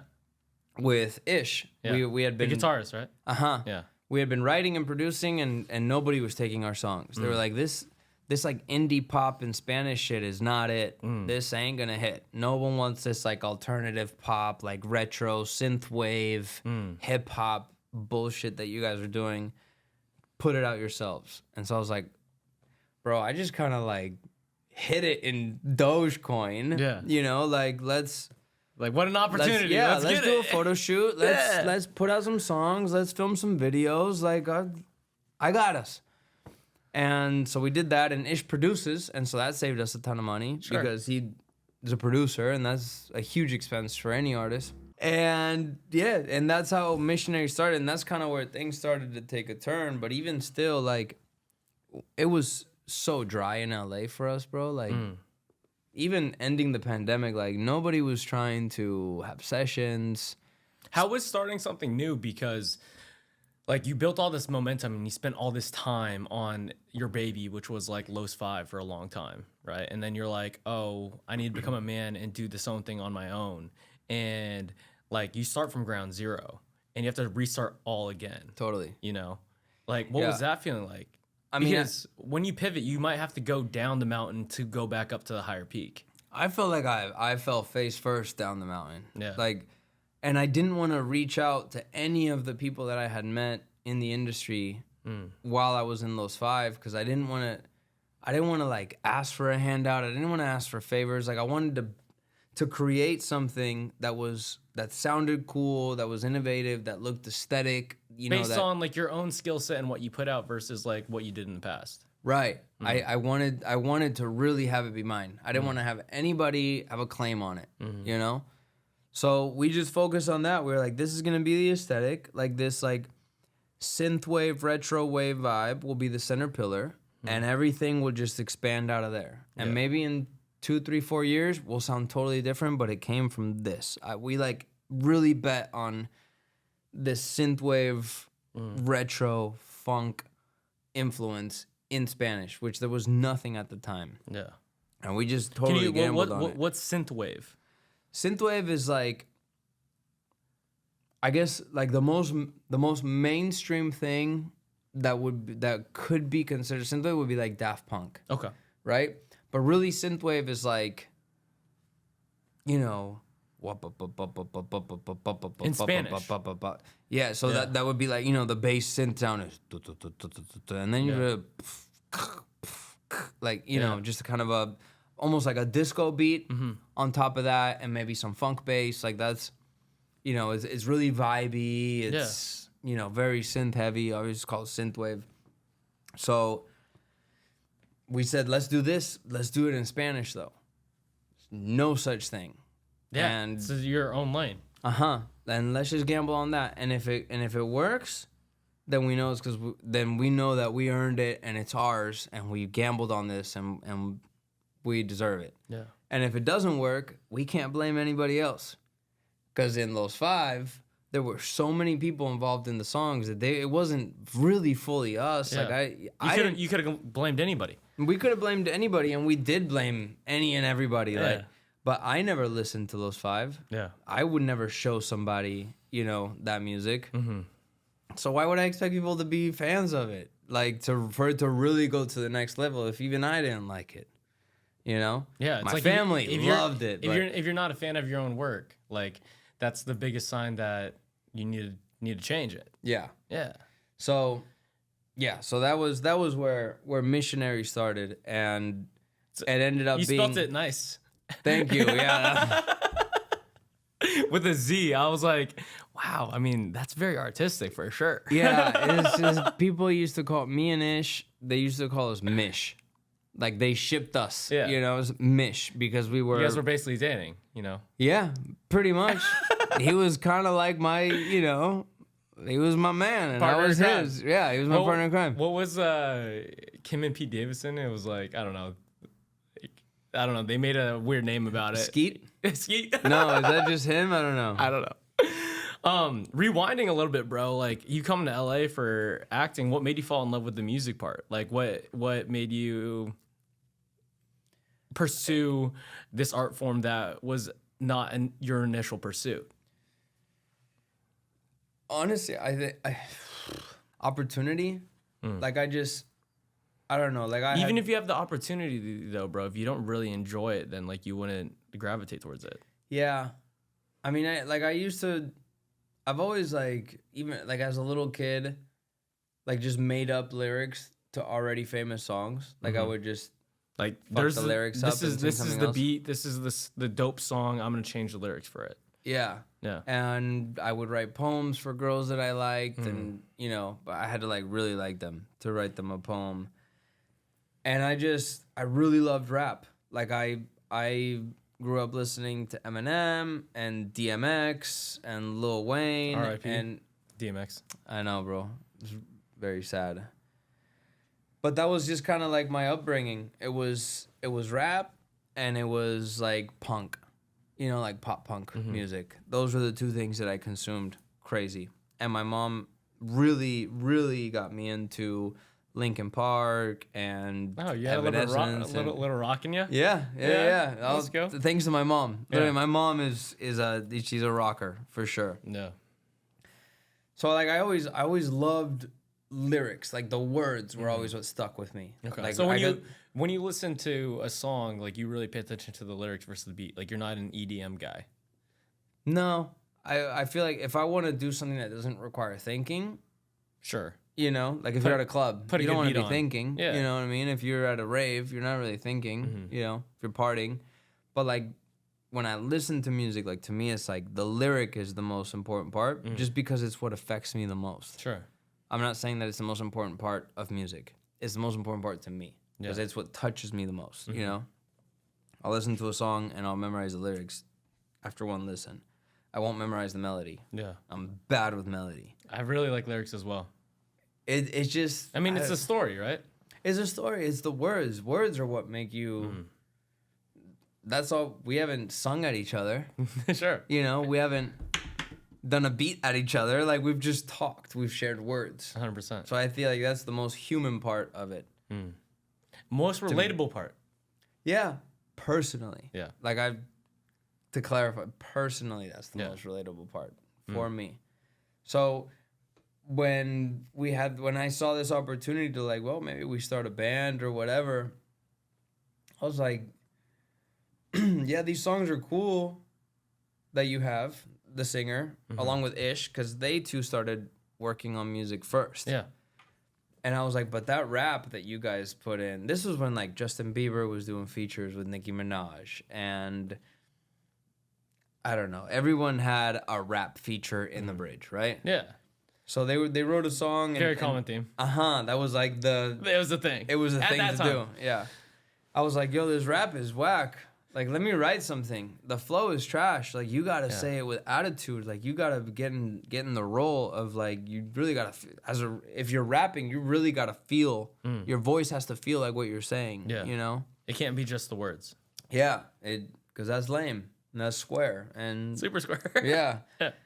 And People so that's will how I believe got you. into it. I almost It's funny because my interest was like, let me help you write this better. Yeah. And then that's what ended up having me be in this band. Yeah. Is because I offered help in I guess writing. what makes you stay in it? Because like you had the opportunity, you took advantage of it. Like, is it your whole thing now? Like, do you still love it just as much? Yeah, not that band. Yeah. But No, music in and general. lyrics and writing. And What does being an music do artist. for you? Dude, I feel like it makes me feel so human, but on the level of like realizing that being a human is something magical. Like there's so much more than just the physical aspect of being human. How so? Like in a session, right? We agree on the chords, we start playing the chords, maybe we loop the chords and we put in a drum pattern or whatever. The feeling when you're writing and you feel like the song enters the room. And this has become a cliche in the industry because it's a feeling that a lot of people have, that the song is in here and now you're just trying to channel it. You're just trying to land the idea. And if I'm saying, oh, I think the lyrics should go this, and that, and you're like, no, it should go that, and this. It's like everyone in the room, if we're all really locked in, instantly it's like, yeah, that's what it is. Like it's just a sense of knowing, right? So I feel it's like you're channeling this magic, this sentiment, like you're bringing something down, and if you don't give it the time or you don't have the patience or you're not working, the muse is not gonna find you. You know? I think either, I don't know if it was Picasso or Einstein, but one of those two fools said that inspiration, the inspiration has to find you working, right? So even if you're not inspired, you gotta work. So when it finds you, it just feels, it's almost like it's an act of service, you know? Like it's ready to be said. The song is ready to be made, ready to be sung. And if it's not you, it's gonna choose somebody else. Yeah. You know? Do you know who Elizabeth Gilbert is?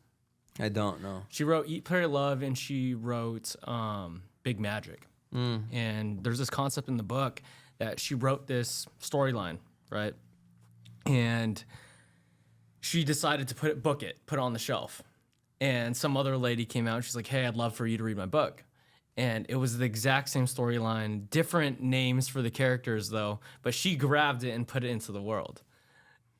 You know? That is literally, yes, bro. That's crazy. Exact same storyline, like in Brazil, same bridge, like XYZ, just different characters, like slight differences, but literally the exact same storyline. Wild. Has that happened to you where you're like, I got this great idea, and you just don't execute, and then a month, 2 months later, you see it come to life through someone else? 100%. Like I can't name one right now, but one recently that happened was I think like a year ago back. I was FaceTiming a personal training client of mine.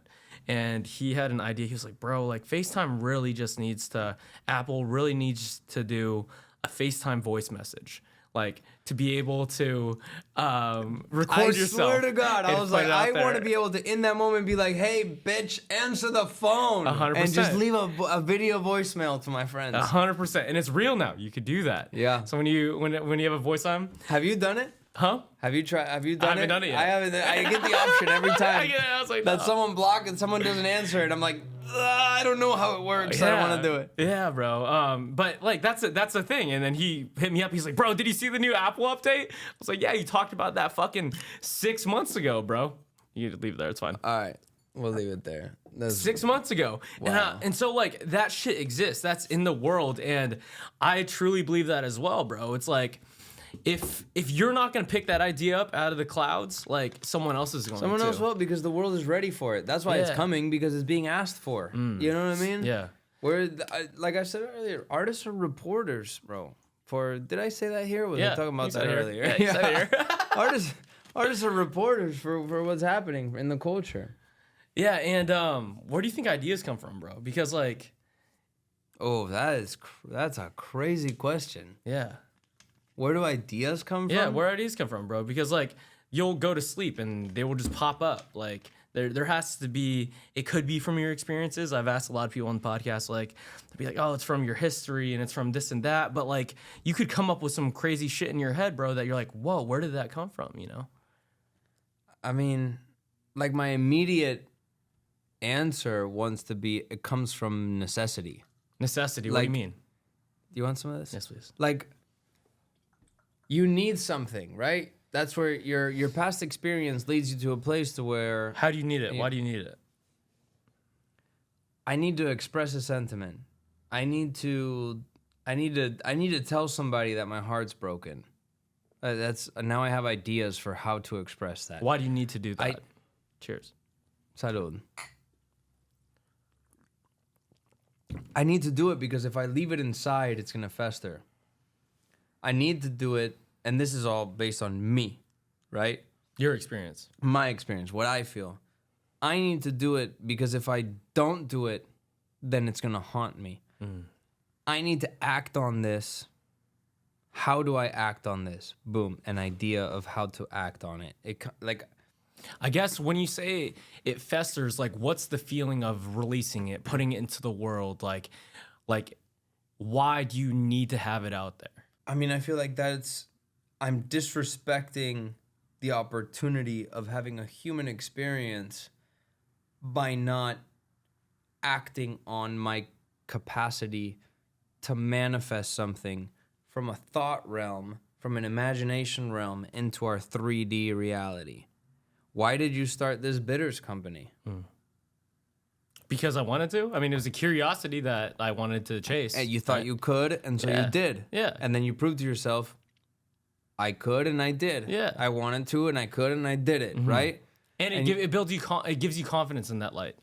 If you didn't do this, maybe you wouldn't have started the podcast. 100%. And then if you didn't do this and didn't start the podcast, maybe you wouldn't have decided to grow your hair out. And Sure. you start putting these blocks in your life, and so it gets harder and harder to really manifest Do something the thing. physically. Do to the do thing. the thing, Yeah. you know? There's so many people talk about doing the thing, but they never do the thing. But they never do the thing, and so they're never gonna do the thing. Yeah. You know, but the thing's gonna get done through somewhere else because the thing has to happen. by someone else. Yes. Yeah. Exactly. It has to come to the world. It Yeah. has to occur. Yeah. And if it chooses you, act on it. Yeah. Because if you don't, it will choose somebody else. It will go through somebody else. Yeah. I've and seen like it. thinking about the thing is not doing the thing. Like telling someone about the thing is not doing the thing. Like doing the thing is the only way to do the thing. I feel like we are in a podcast meme right now. How so? Because we're having, I don't know if you and I know what we're saying, and we Sure. feel like we're having a deep conversation, I feel like we are. but on paper, we have only said do and thing 20 times in a Yeah, row. but the intention behind it, like, and the emphasis behind it makes it like a real message for sure. I feel like it's understandable. a real message, It and is. maybe that's the way it wants to be expressed. 100%. You know what I'm saying? Yeah. Yeah, it has. The thing wants to happen. Yeah. But anyways, yeah. Where do ideas come from? For me, they come from necessity. Maybe for you, the bitters thing, it came from curiosity. Curiosity. You know what I mean? Big thing. So, and maybe that's a big tell as to where our motivations come from. Maybe you're a curious person. Maybe I'm somebody who only acts if I need to. You know what I mean? But the need is subjective, right?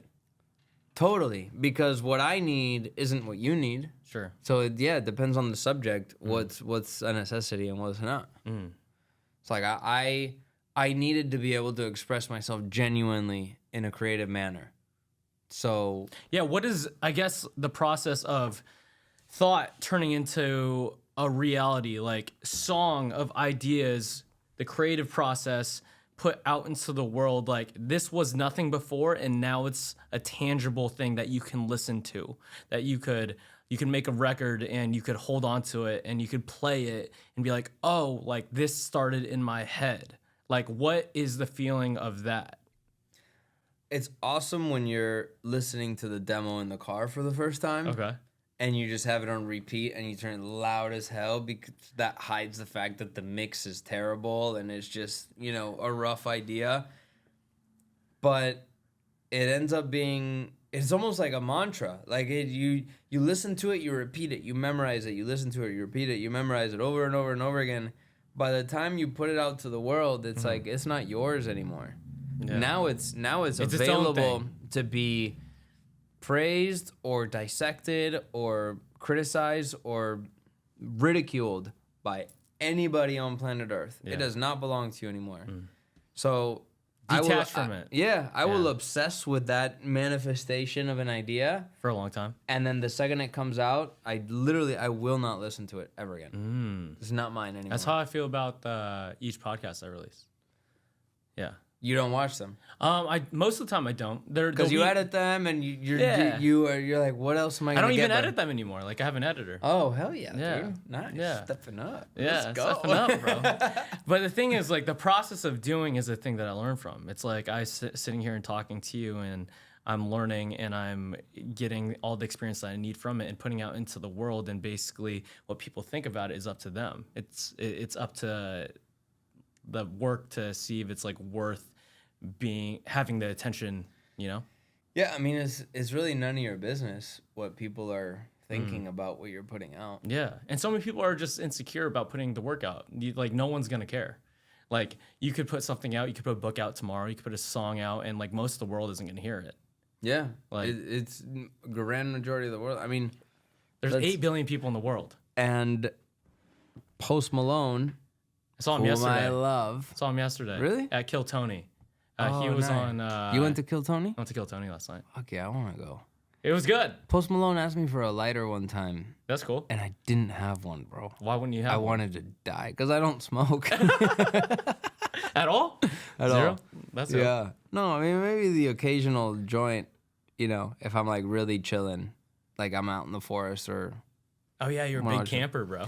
Love. I've been trying to get camping with you, Taylor, and Tina, but like it just hasn't happened. We need to make it happen. I mean, bro, literally, Taylor and I have everything. You guys have everything. I have years supply. I was so confused of propane because we went camping that one day, and Taylor was way overly prepared. I was like, "How do you have all this?" You're like, "During COVID, me and Matt went in." Yeah, no, we did, and I'm glad you brought that up because our neighborhood. We live in West Hollywood, right? Our neighborhood was like, it was a battlefield during the BLM riots and the people opposing the BLM riots and the cops. And there was helicopters above us 24/7, a handful of them. We lived in a movie, bro, because I lived in Santa Monica and I had tanks. Oh, you were fucked in Santa Monica. Tanks were going down. Where are you going if shit hits the fan? Dude, I locked my swim out. Like, I locked myself in my apartment, bro. Okay, we did that too, but then after a while we were like, I remember there was a thing that went viral, at least in our area, that was like, BLM is going to Laurel Canyon and they're gonna burn that motherfucker to the ground. Damn. They're gonna go burn the rich people. Sure. Mind you, we're eating cans of tuna 2 a day. You know what I mean? Like our daily budget is like $4. Like there's nothing rich about us. Yeah. And I was like, we gotta get the fuck out. Oh. So we packed everything in the car and we drove straight to Utah. And we lived out in, not even like, it wasn't a campsite like with running water. You ran away. Electricity. We ran away. We did, ironically or unironically, we went to BLM land, the Bureau of Land Management, where it's just that's like hilarious. Thousands of acres of just set up wherever. Yeah. There's no resources. You know, maybe there's a river that you can get water from and bathe in. A little filter action. Yeah. One of those little filter straws. You already know. I already know. So we did that, and we were out for like just 3 straight weeks. We went to Zion National Park. Beautiful we did over there. All the hikes. Angel's Landing was closed. Wow. But the beginning of Angel's Landing is on top of a 2-hour hike.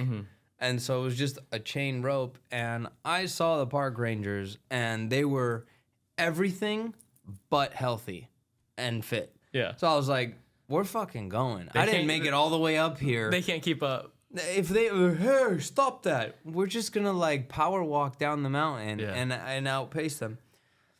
We did that. We did the Narrows, where you're hiking up that river. We did all of it until we found a piece of a dead animal, like a deer, in the tree above our tent.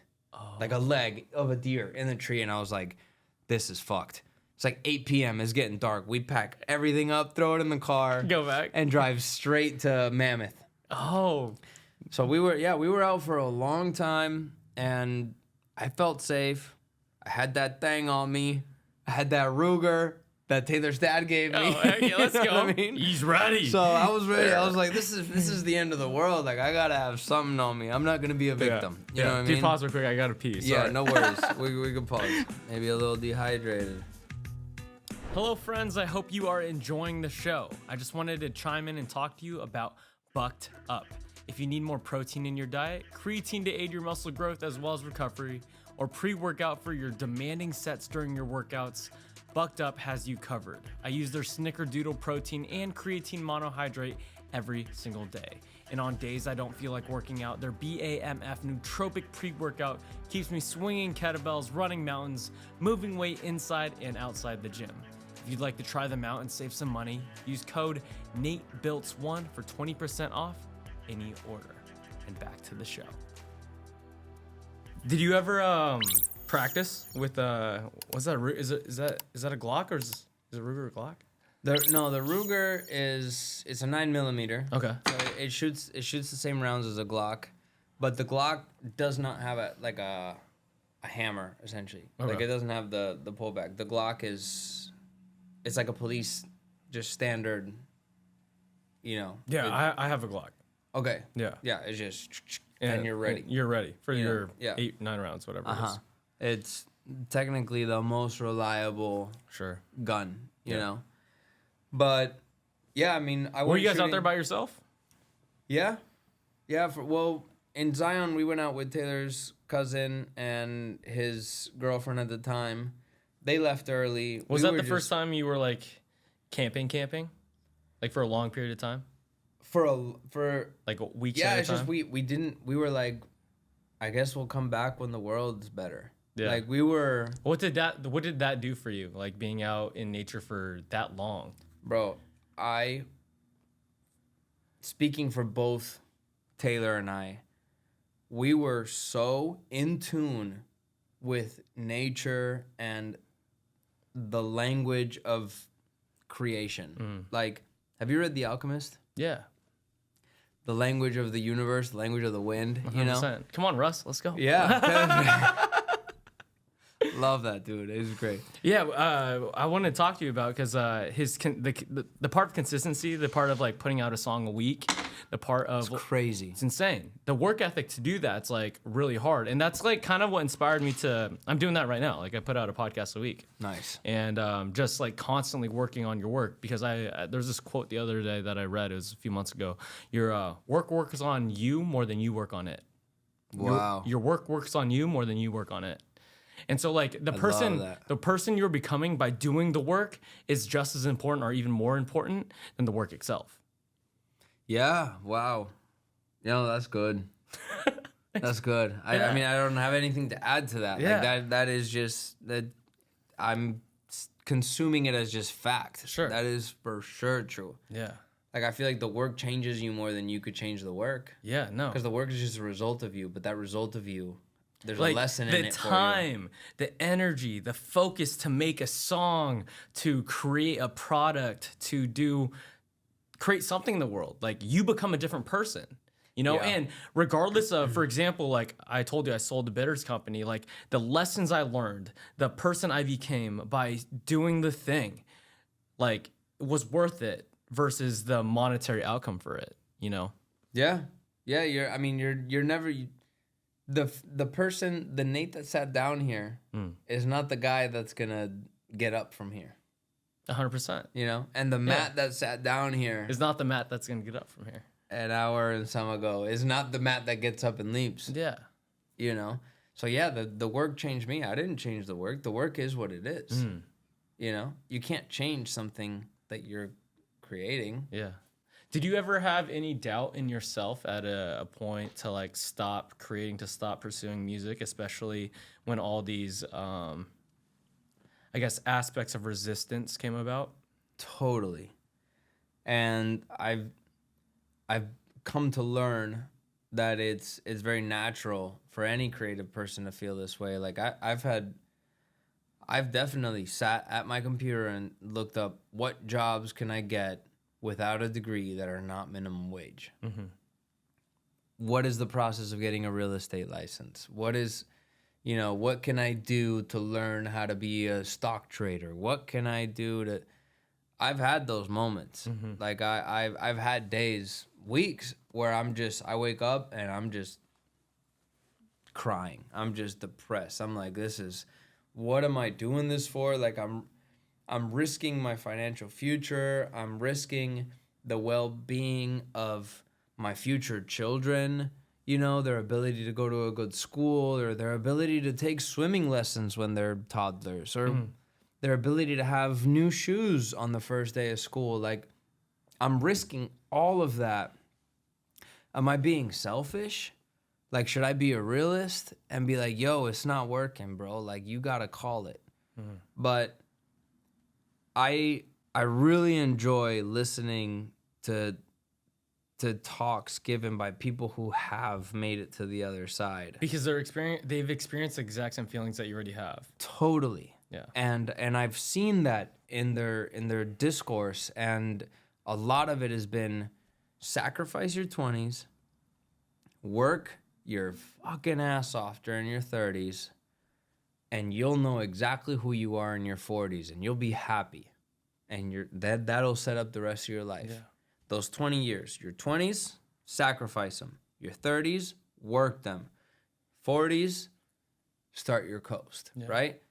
It's a big patience game. It's big patience game. You know what I mean? It's a big patience. It's still a gamble, but everyone who didn't make it saying the same thing. You know what I mean? Like, and the only ones who don't make it are the ones who quit. Yeah. If you quit, you already lost. If you don't quit, you haven't lost yet. Yeah. It's still a chance. You know? So I banked on that because I thought, well, okay, I'll go till I'm 30. And then if I don't do it by the time I turn 30, or if my career doesn't seem like it's taking off, then I'll call it. I'll go back to school.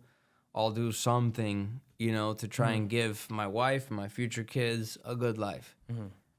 But every time that date that I've set a lot of dates for myself, though. If it's not by here, then I'll do it. Yeah. But the 31 was crazy because literally on my 30th birthday, we got an offer from a label. And I was like, this is fucked up.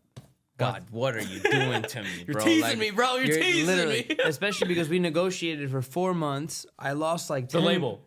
Yeah, with that label as MiSHNRZ. I lost like $10K in that negotiation because I was like, I need the biggest, baddest lawyer. Well, it turns out that when a multi-billionaire wants to start a label and his whole goal is to develop political puppets, you know, just literally it's a propaganda machine. He doesn't give a fuck who you got as a lawyer. His rules are his rules.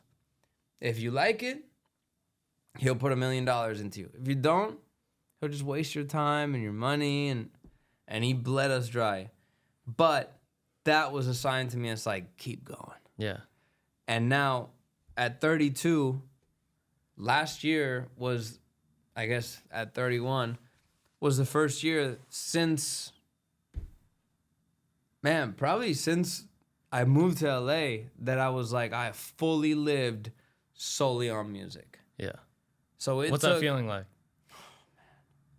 When I did it, and the funny thing is, bro, all of last year, I lived off of essentially a song about milk. That's dope.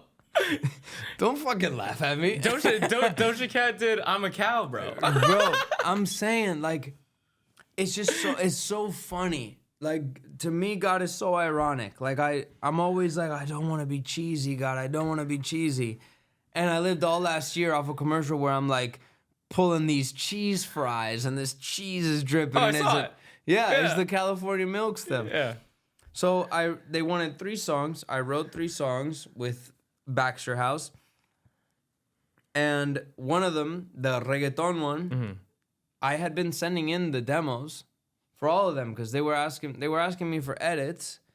And so I'm recording the demos and I'm sending the demos. So the client, the marketing company that works for California Milk, they, I guess, were really familiar with my voice. And I was like, I'm gonna just keep sending them with my voice. Like I don't need somebody to record the girl part. I'll do the girl part, you know? And so they were like, all right, the reggaeton one, we love Matt's voice for it, blah, blah, blah. Actually, let's use him for the commercial. We love his whole look, whatever. So I wrote the song. I sang the song. I was in the commercial. Acted. I was the lead in the commercial. So it was like this, like, unheard of situation. Yeah. I lived the whole year off of the corny commercial about milk and lactose products. Yeah. And I love California milk now. Yeah. You're like, thank you. Are you serious? Like, they gave me life. And it allowed me to keep going to Mexico to invest in the shit that is now feeding me. Yeah. You know, that's now, like, just elevating You my could have career. stopped any time. Yeah, I could have stopped any time, but I constantly felt like, oh, I'm almost there. Yeah. I'm almost there. I'm almost there. I mean, most of this time has been spent talking about where it came from. Yeah. In reality, the whole Los 5 stuff, all it did was, it was like college for me. You know what I mean? Like it more than anything taught me what not to do and what I want to do. And you learned it young. Yeah, I was 20 through 25, 26, you know? It's funny, I guess right now, what's your definition of success? Because everyone has achieved things that they said they would be happy to achieve. Yeah. I mean, I'm all for the romantic approach of like success is having people that love you and having time to spend with your family. Yeah. I believe that, but I think that's only half of it. What's the other half? Being able to take care of them. If my wife gets sick, I need to be able to throw the kitchen sink at it. I need to have properties to just fuck it, sell it, get this treatment, fuck it, sell all the jewelry, get that treatment, So I do believe that there is a financial aspect to happiness and success. Sure. You know, obviously, some people are successful living on the beach in some remote place, south of Mexico City, almost in Guatemala, Puerto Escondido, dirt roads, virgin beaches, super hippie. Salud. You know, that's awesome. But, okay, you're living off of $5 a week. Dope. You're happy. Dope. You're young and you're beautiful and you're alive, or you're 60 and you're just beautiful and your spirit is alive and you still surf and swim in the ocean. What happens if you break your leg and you have a 2-year recovery because now you're old? You know? Maybe you need to more hire than that. help. Yeah.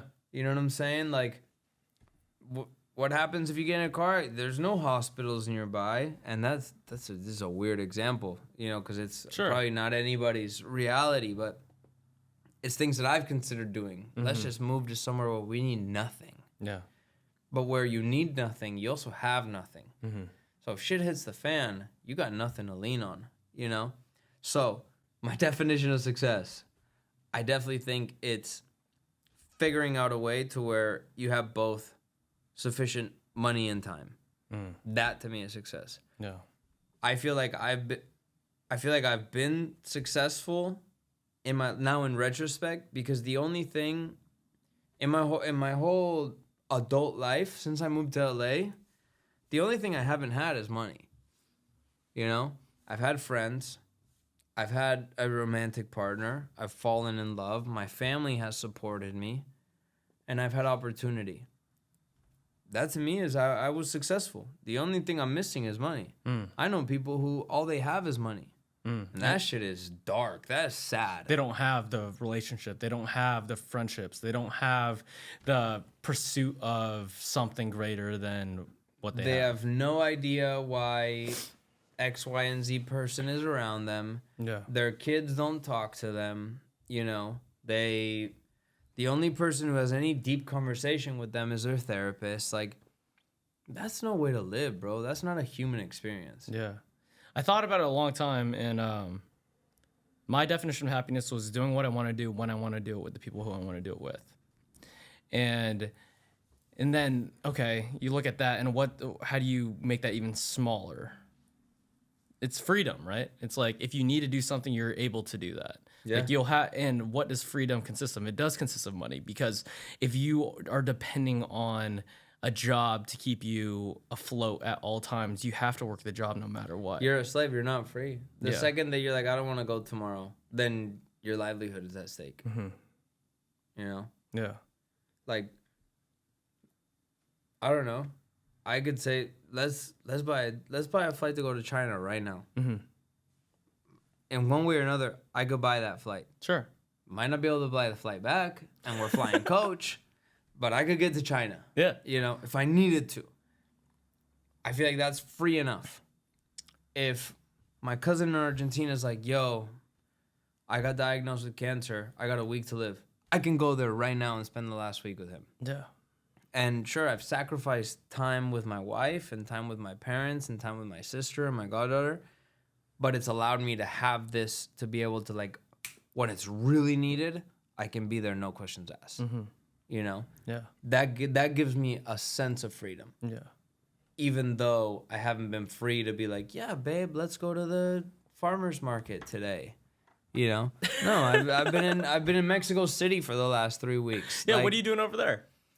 I'm writing. I'm basically in Mexico City. I'm writing for other artists. We're producing their albums. We're doing promo. Like, it's Mexico City. What's that process like, writing for other artists? Because it's not meant to be in your voice, right? Like, it's not meant to like be for you, right? So do you have to put it in a different perspective? Like, what's the writing process like for someone else? I mean, the first few hours are like a therapy session, or just Therapy session, how so? like Like you're just interviewing them? You're just asking them how their life is? Like sort what's of, going on? but I'm working hard and being strategic about it, not feeling like I'm prying and like I'm interviewing them. Okay, like how would it go? So like I'm the artist. Okay, so we get into a session. So what's up? What do you want to do today? Make a song. Cool. Me too. That's actually why I'm here. Okay, That's why they pay me I want to make a love song. close to little to nothing. Dope. I'm in love. Are you in love? Not yet. Not yet. Have you been? Yes. Right on. How long ago was that? A few years ago. Nice. And was it something that you enjoyed? Did it end nice, or like? It ended nice, but I thought I was gonna marry this girl. Oh wow. And like, did you propose? No. What kept you from doing it? Values. Values. So you didn't believe in things she did, or she didn't believe in things you did, or Both. Same thing. Are you like a person of faith? Or was she, and you just didn't? Was she a Democrat? You're a Republican. It was all that. Okay. Wow. Yeah, that's crazy. No, I had a similar situation in high school, but like, obviously you don't get married in high school. Sure. Would you, if you re-met this person, would you marry them now? Which person? The one that you felt like you were supposed to marry? No. You wouldn't? No. So are you glad you didn't? Yes. Boom, we got a subject for a song. Okay. I wish it had happened, but I'm glad it didn't. Done. And then you'll take that subject. And I'll take that subject, and based on the chords that we choose, the tempo, the sentiment, because it could be that same subject. I wish it happened, but I'm glad it didn't. It could be a party song. or it could be a super depressing Adele piano ballad, you know? So depending on what direction that goes, I typically, depending on like the profile of the artist, of what they kind of, what the genre they make, I'll build a team. I'll bring a songwriter, a melody person, because that's not my strong suit. Bring a melody person, and between us, we do the melody and lyric, right? And everything is checked with the artist. So if the artist is there, typically the artist writes, but I like to have a reinforcement melody person that is like solely focused on that. Yeah. And from zero we go. And so I tell them basically, then I'm like, then I'll dig. Oh, so, okay. And then I'll get deeper and deeper and deeper into this. And so it ends up being like, the song that's written is, I'm just telling you your story that you told me in song form.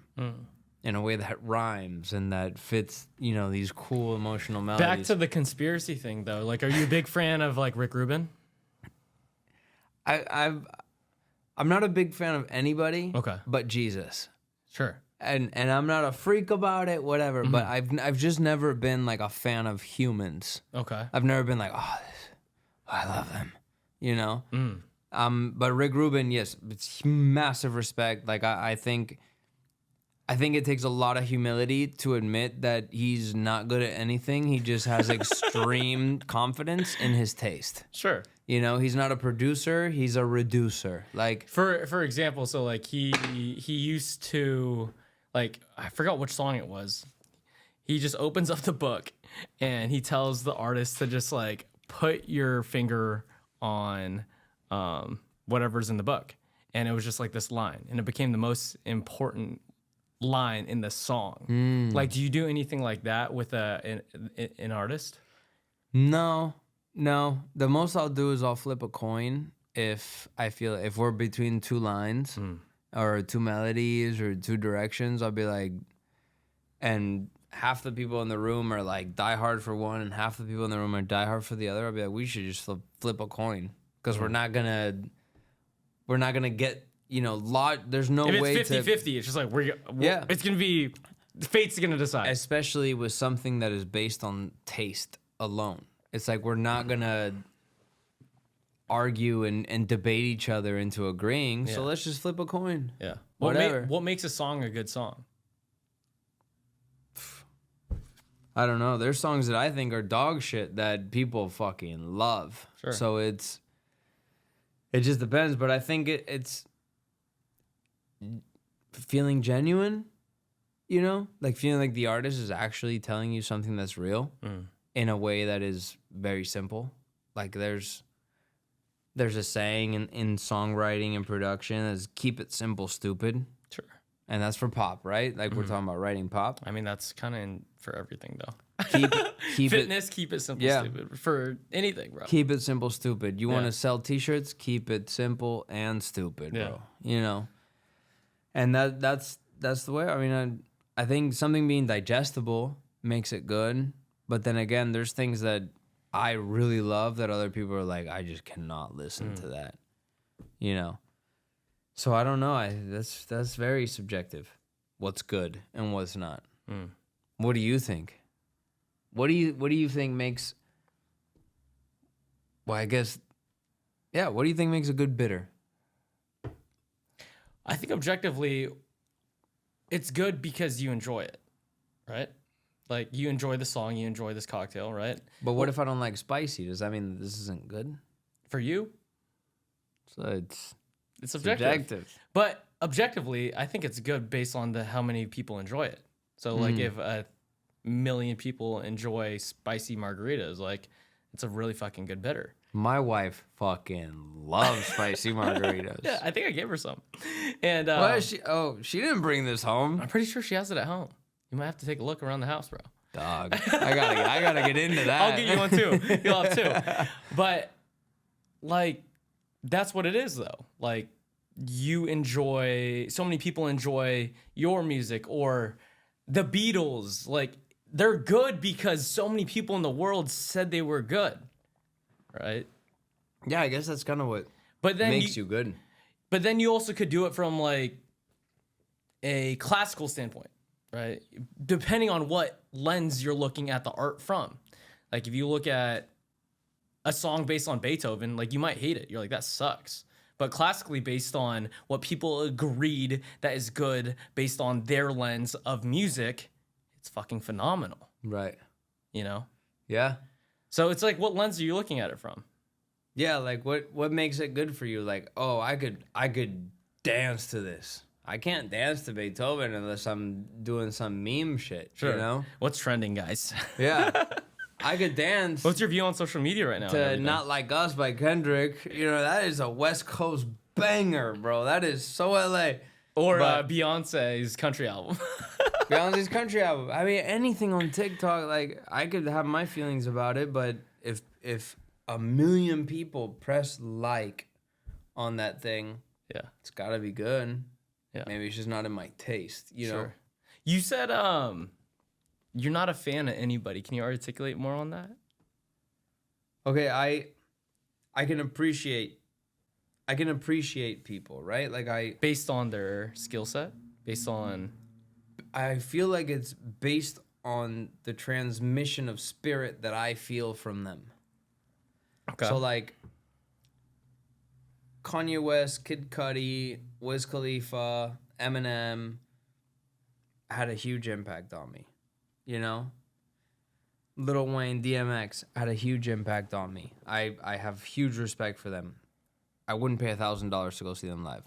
I wouldn't pay to go see them live. I really don't go to concerts unless I get invited, and it's not like a snob thing. Like I don't see the value in seeing someone.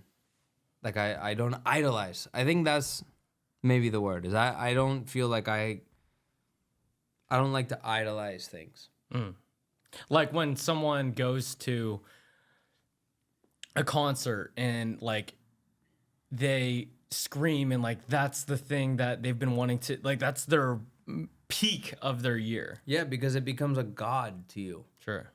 You know? Mm. And I feel like the second that I make another human a god in my life experience, I'm making myself less human. Mm. Because now a mere mortal is a god to me, so I have to be less than that. Yeah.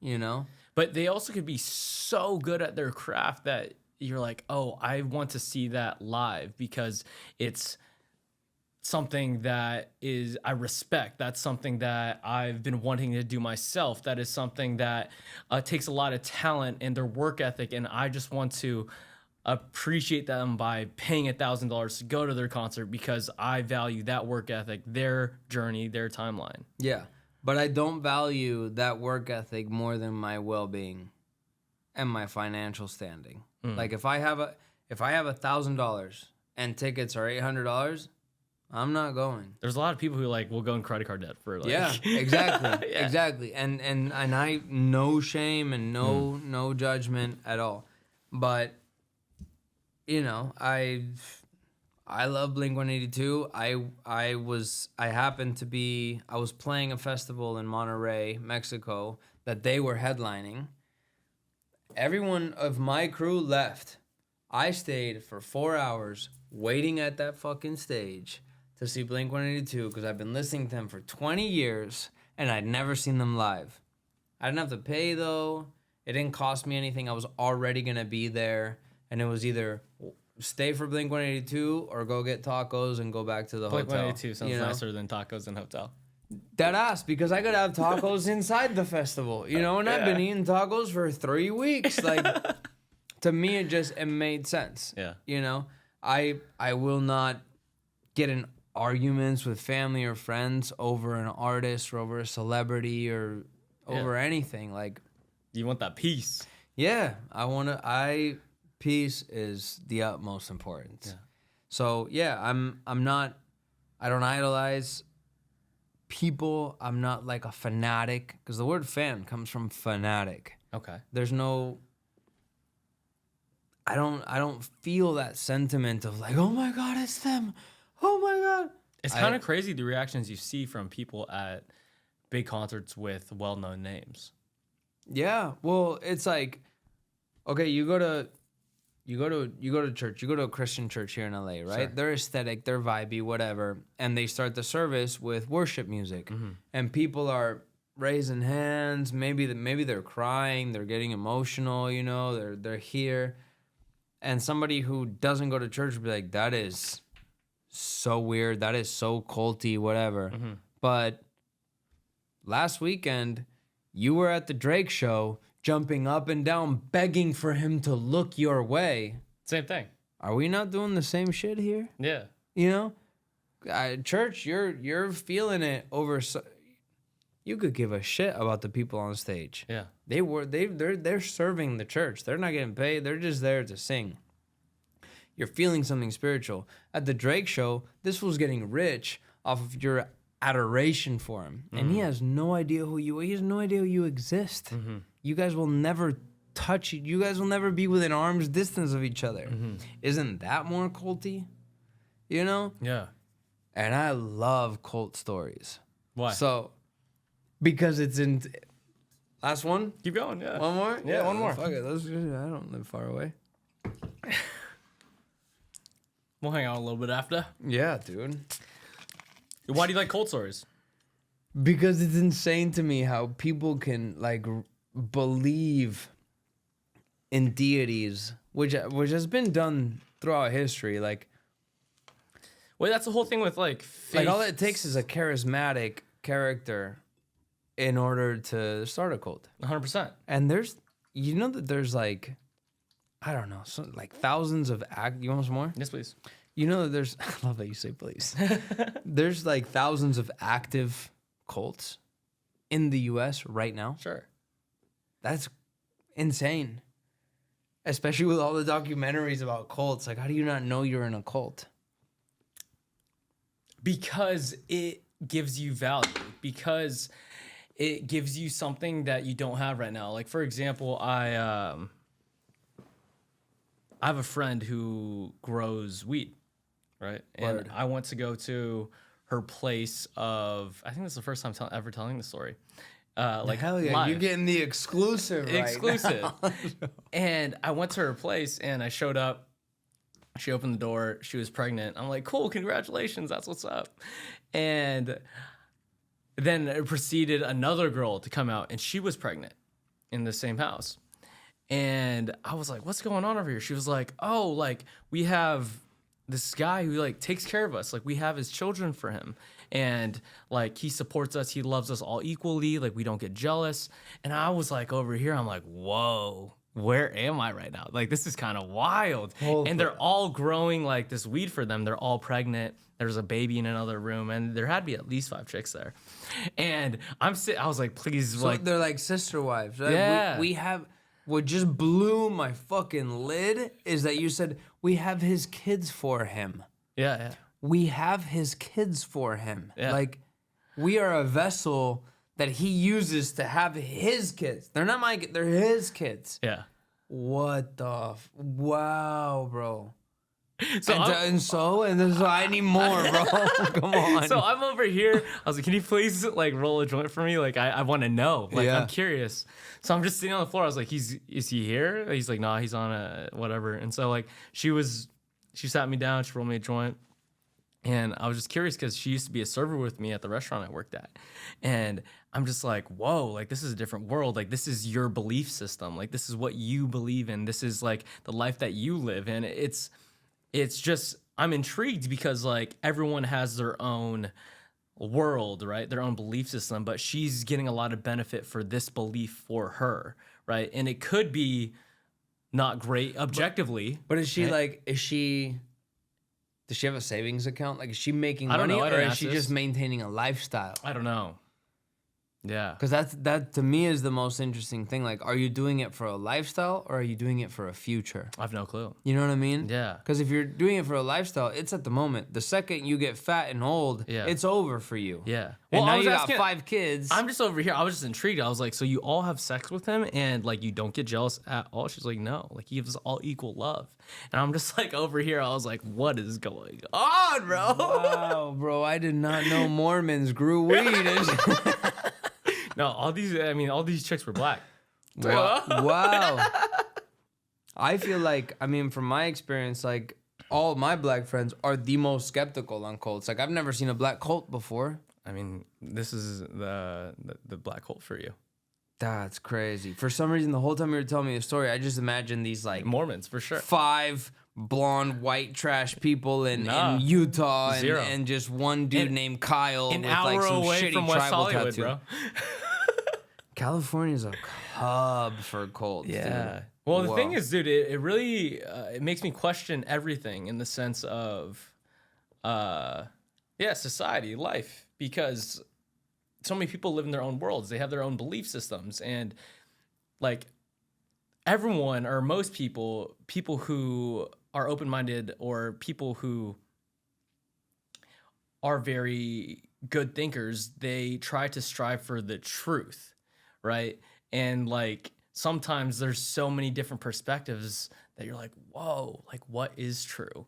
And like some people like atheists usually, they'll usually have everything on science, right? Right. They're like, this is true because science says it's this way. And then, but at the end of the day, science is the faith that the future behaves like the past, right? And so it requires just as much faith in believing in God as it does in believing in the Big Bang. sure, They're both theories, bro. 100%. But the thing is with gravity, for example, like it can change. Like, for example, everyone believed in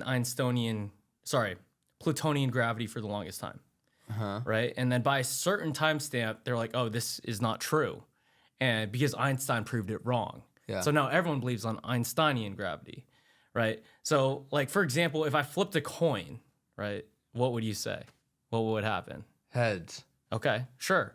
But what if I flipped a coin and it turned into a butterfly, right? I'd say we're those bitters got something else Crazy, in them, right? bro. But if I flipped a coin 1,000 times and every time it turned into a butterfly, like what would you say the 1,000th and one time would be? Butterfly. 100%. Yeah. So that's what science is. Science is you do the same thing, the same process over and over and over and again, and for so many times it Gives the same result. Gives the same result, and therefore it is fact. But on the 1,002nd time, it's tails, and now every time you flip a coin, it's heads and tails, and it never turns into a butterfly. That is, I mean, I'm all for everything that you just pointed out. Like I really do think that science has become a deity. It has become a religion for people. Sure. The whole trust the science is the same as people saying trust Allah. You know? Yeah. Just meditate, trust Nirvana, trust Buddha, trust God, trust Jesus. It's the same thing. People are saying, oh no, but the science says, did you do the science? What do you mean? No, you read it on TikTok. Oh, you saw it. You read it on Google. Oh, yeah. You Like know? you didn't perform the procedure of the You whatever didn't, it you is. didn't go through the scientific method yourself. No. You just heard about it. You read it in a book. You read it on Reddit. That you read it on Reddit, bro. The same way that I read a book and believe about God, and you're like, oh, you're going to believe this book that written by somebody who you don't know? Bitch, where do you think your theory of evolution came from? Yeah. Written in a book by someone you don't know. Yeah. It requires the same amount of faith. Yeah. You know what I mean? To believe in either. So I believe in one that is going to have me live a happy life and not some like, oh, when I die, it's over and it's lights out. 100%. That is depressing, bro. Ugh. That couldn't be me, you know? I got to live forever. So I'm going to believe in something like that. Yeah. Because it pushes me through my day to day. Sure. Come on. Come on now. Do you ever get caught in the so many other perspectives in the world? Yeah. Because there's so many people who believe in different things. No, I definitely, I struggle with it often. And I'm like, wait, why am I right? Yeah. But I definitely Because make there a could point be that, like, 10 different people from different places of the world who say different things based on the same subject. Like, the answer is different. and they could all be right. And they all talk like it's 100% correct based on their experience. Yeah, that is. I never I never push my beliefs on people. I will question people's beliefs to see how they defend them because I want to know what makes them so sure. Because shit, if I'm wrong, I want to know. You know what I mean? But I feel like I've asked enough and I've lived enough and I've experienced enough on a spiritual level to where, to me, my truth is God, Jesus, me. You know what I mean? It's the connection. That is the way. But there's people who have the same, maybe more intense experiences and more intense beliefs to where it's just them and silence in their mind. You know? And that copy paste across all of religions and beliefs. For me, it's something very personal. Like, I don't necessarily believe in religion. In the Bible, I hear about the church, but I don't hear about a priest, an altar boy, a fucking whatever. Like, all this hierarchy to spirituality. That's not what the book says. The book says believe in Jesus. It says you, Jesus, boom, direct line, straight into the kingdom of God. So religion to me seems weird. All of them. It's been around a long time, though. A lot of people will say it's true. Yeah, it has. So has murder.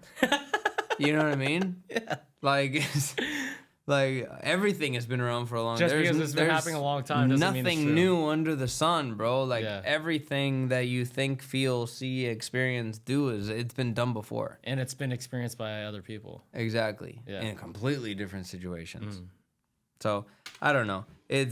I'm not one to push my beliefs on people. I will express them because it's something that I've brought you valuable, right? Yeah, and I came to this shit is just so good, bro. How do you like it, my guy? These are great, bro. I want them.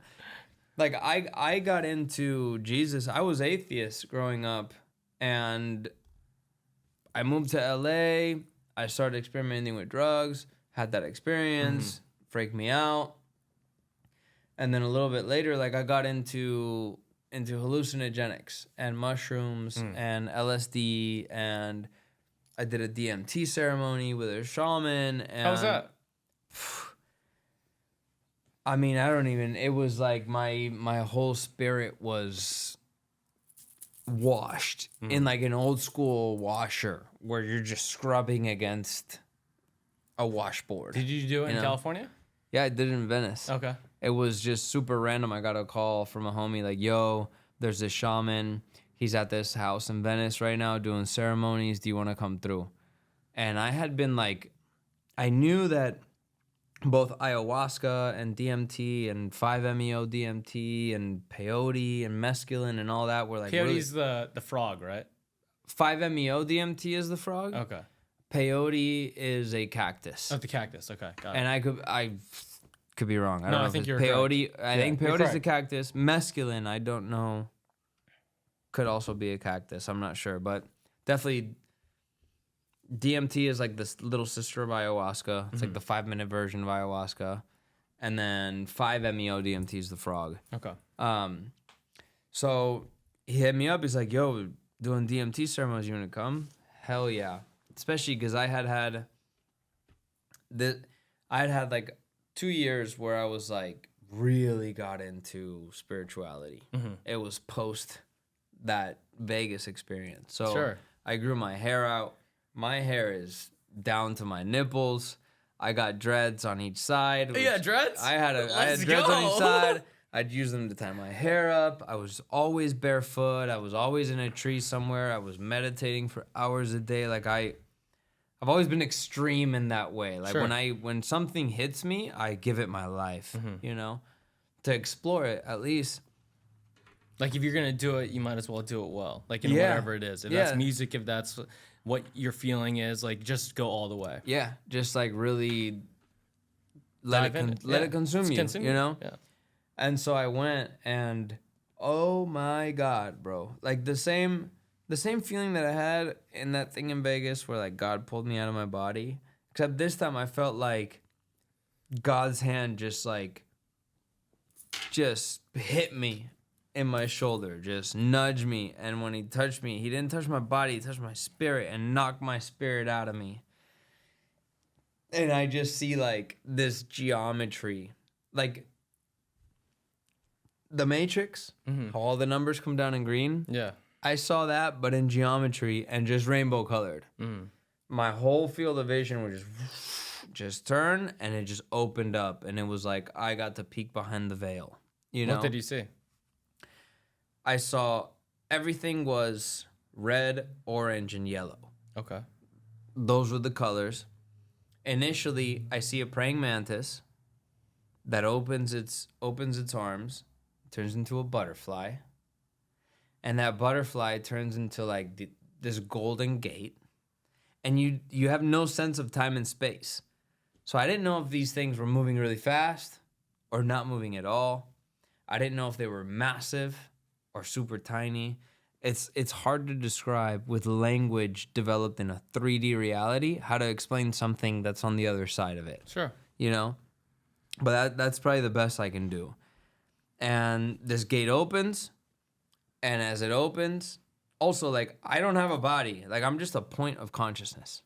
Like, I'm just consciousness. I'm not looking down and being like, whoa, look at my hands, they look crazy. Like, I'm somewhere else, I'm something else, or I'm the totally minimized version of myself. Just a speck of a conscious being, a consciousness. I don't, you know.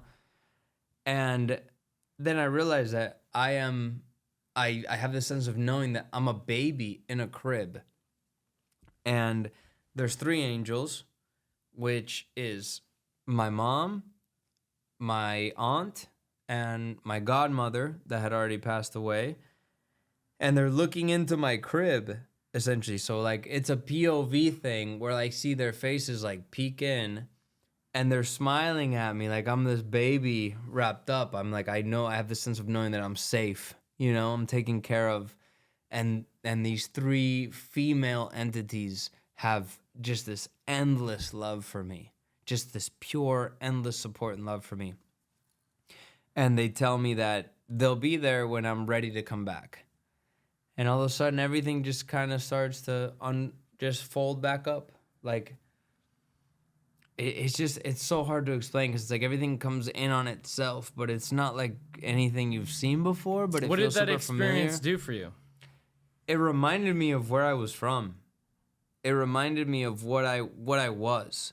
Like, the second that I felt that hand, like, knock me out of my body, instantly I felt, wow, how could I have forgotten that this is what I am? Like, which is?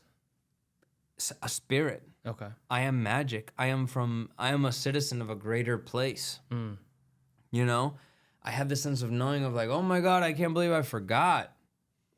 You know what I mean? Like, I don't know. Imagine you're born in a castle and you grow up at a fish pond or in a pig farm, and then suddenly it comes back to you like, holy shit, I'm rich as shit. How could I have forgotten that? Yeah. It was that feeling of like just pure joy, you know?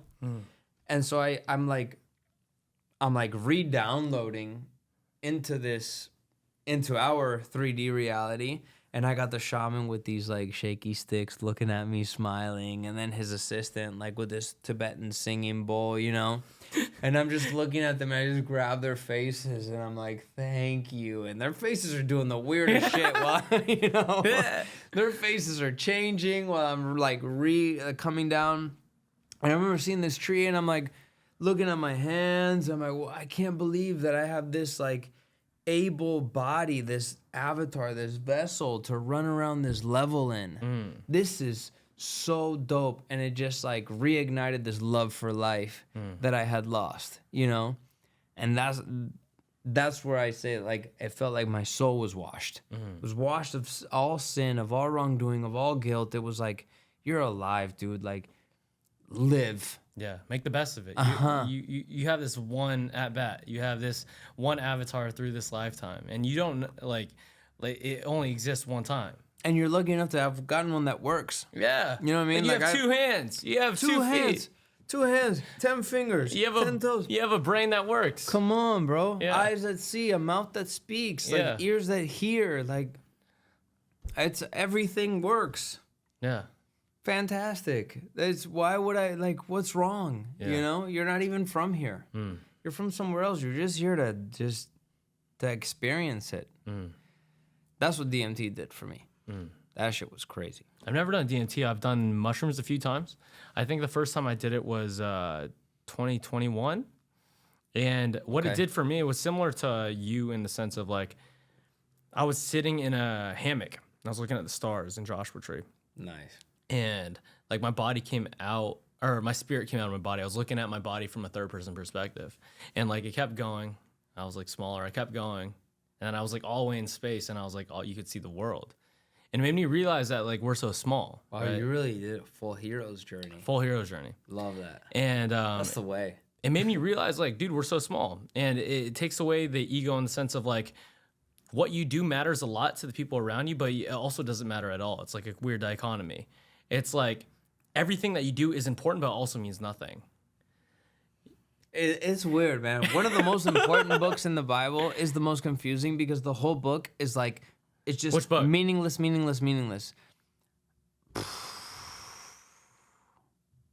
Wow, you killed me on that one.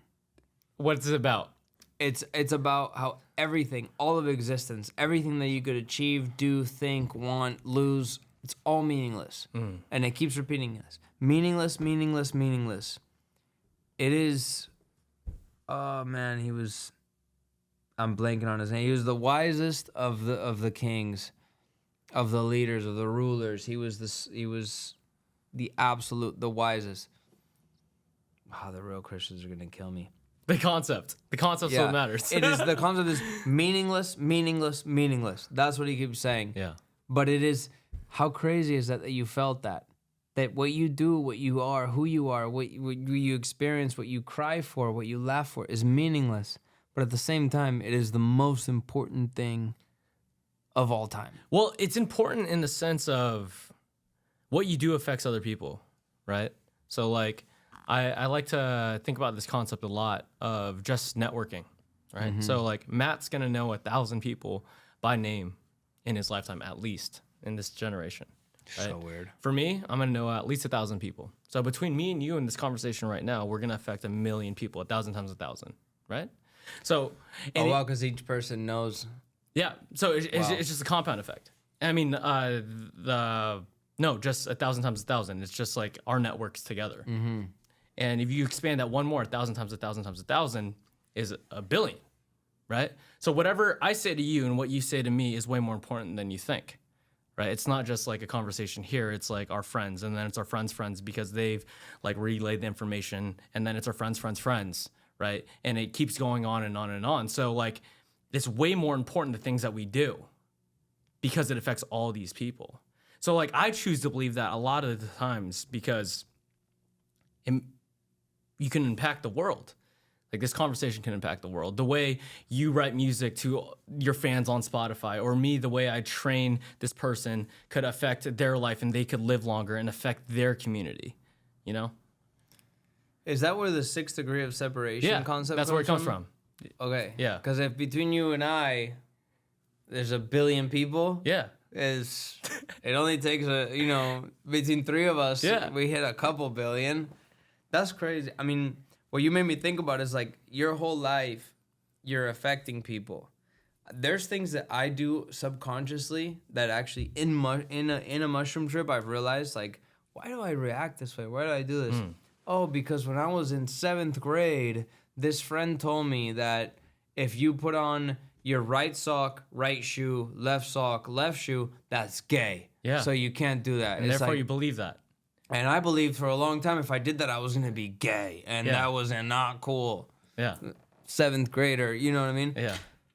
But it affected me. Yeah. And it changed the way I do things. And how many times did I make fun of somebody? I was like, you put on your sock and your shoe before the other? That's gay. Yeah. You know? Yeah. So, yeah, who you are just intrinsically affects everyone you've ever come in contact 100%. with, regardless. Because I've also had just, how's it going, man? Good. You? That have affected me because I'm like, I like the way that dude, like, just carried. I like the way he said, good, you? Yeah. And so now I say it that good, way. you? Yeah. You know? the most Small minuscule things. interactions can affect somebody's life. And then you question. You're like, why do I do that? And then like you go down the rabbit hole, and it's like it means nothing. It's just because you felt that certain way by that experience. Yeah, and I mean, for me at least, it's taking good mushroom trips to really be like, why? Yeah. Why do I do that? And then when you realize that, like, you're not really angry anymore because you're at peace, right? You Yeah, just because- realize that. And the monks, no, not the monks, Buddhists said this saying of anger is like holding a hot coal and waiting to throw it. It is so good. It's so good. It's like getting bit by a snake and trying to chase the snake, asking it why it bit you instead of going and getting help. Yeah, That is what holding a grudge is. it is. Let it go. You're holding the hot coal, or drinking poison, hoping I'm gonna drink poison in hopes that it kills you. Yeah. The fuck? That's dumb as shit. Are you kidding 100%. me? When Yeah. you put it that way. But if you hurt my feelings and I keep mad at you, you're sleeping fine. I'm the one that's in the mirror going, fuck that. I'm the one going to bed like, ugh. Yeah. Yeah, it doesn't make any sense. It is all those things, I swear, like I was a real shithead. I would consider myself a textbook fuckboy growing up.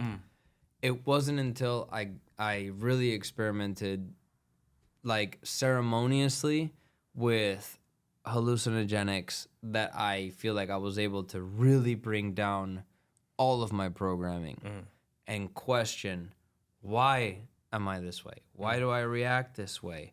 Why do I say these things? Why do I feel this way? Why do I view women this way? Yeah. That was a huge one for me. Yeah. And Like- it's just programmed into your brain by your past experiences, right?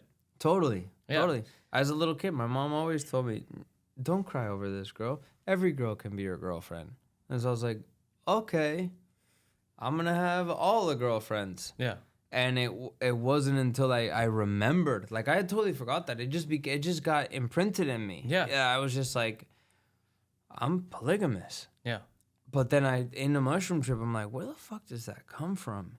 And as I'm sitting there like meditating on it, tripping my nuts off, I'm like, You I get remember this that line? memory of my mom Mom. going, they can all be your girlfriends. You could have any girl as your girlfriend. And me understanding as like, you can have every girl as your girlfriend all the time at the same time.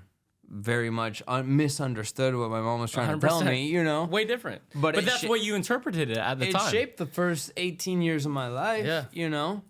And I was raised by 7 women. Like I grew up, I'm the only boy in my family. Like I was raised by women. And so like that empathy towards women, I feel it. But I always just thought, well, if I'm honest with them from the beginning that I am going to be with a lot of women, then they're going to get it. And it wasn't until I really got to analyze it, I was like, I don't really believe that. Like I believe in just single people together, one-on-one, you know? One man, one woman. For me. Other people might want different combos. Sure. For me, it's one man, one woman. And around that time was when I was like, Taylor is that one woman. And so that's when I started campaigning. I'm like, Let's go. Regardless of how long it's going to take me, I'm going to marry that girl. I don't Yeah. give a fuck. She's dope, bro. She's hilarious. She's a clown, dude. She's a clown. That is, it's what that her like humor. She's funny. She's hilarious. She's hilarious. That's what made me like be like, no, she could not like me. I don't give a fuck. That is who I want to be with for the rest of my life. Dude, when we went camping the first time, I couldn't stop laughing, dude. And I was like, yo, you're hilarious. You're funny. She really is. She has no shame. She started speaking in different accents, bro, and I was like, wait, what's your real accent? And it's so and she is so fucking good at all of them. Yeah, you know what I mean? 100%. So like they But all she feel would go natural. to a different accent for like 10 minutes. And I'm like, am I okay? Yeah, no, it really makes you question, like, am I weirding out right now, or is she weirding out right now? No, she's weirding Yeah, out. 100%. Like, she's speaking to you in a thick Southern belle drawl for the last hour, and then suddenly she's gonna be from Australia. Yeah. And She started then speaking an she's- Australian accent, bro. Yeah, and I then was she's like a Jewish New Jersey housewife for the next 2 hours. Yeah. Like, Yeah, no, I've told her, like, Talented. baby, you cannot hit people with that when you first meet them. Like, they're gonna think you're schizophrenic or I some was shit. tripping, bro. Yeah. Yeah, no, I've warned her about that, but she doesn't give a shit. She's like, whatever. What are you most excited for in your life right now, bro? You've achieved somewhat of a following from the songs that you've created. You've done the thing with Los 5. You've are building MiSHNRZ, and you're kind of just growing. Like, what are you most excited for right now? Right now, I'm honestly the most excited for having the opportunity to make art that I know that is almost guaranteed that a large amount of people are gonna see. Like, the artists I'm working for, the people that are trusting me with being a part of their projects, I know a lot of people will hear it. They're opening up to me. The artists are opening up to me to help them tell their stories. That's the most exciting thing. Like, I'm getting to work with artists that, one, I grew up listening to, or two, that my younger cousins are fucking obsessed with. Like, I've finally gotten in that circle. Yeah. You know what I mean? To be able to bring value to someone's career. As far as my creative career, me as an artist in MiSHNRZ, I'm most excited for all the collaborations that are coming out, because all these artists that we're writing for, they've taken the time to listen to what we do as artists, and a lot of them like, if I give these guys the ability to help me with my stuff, I want to know what they do.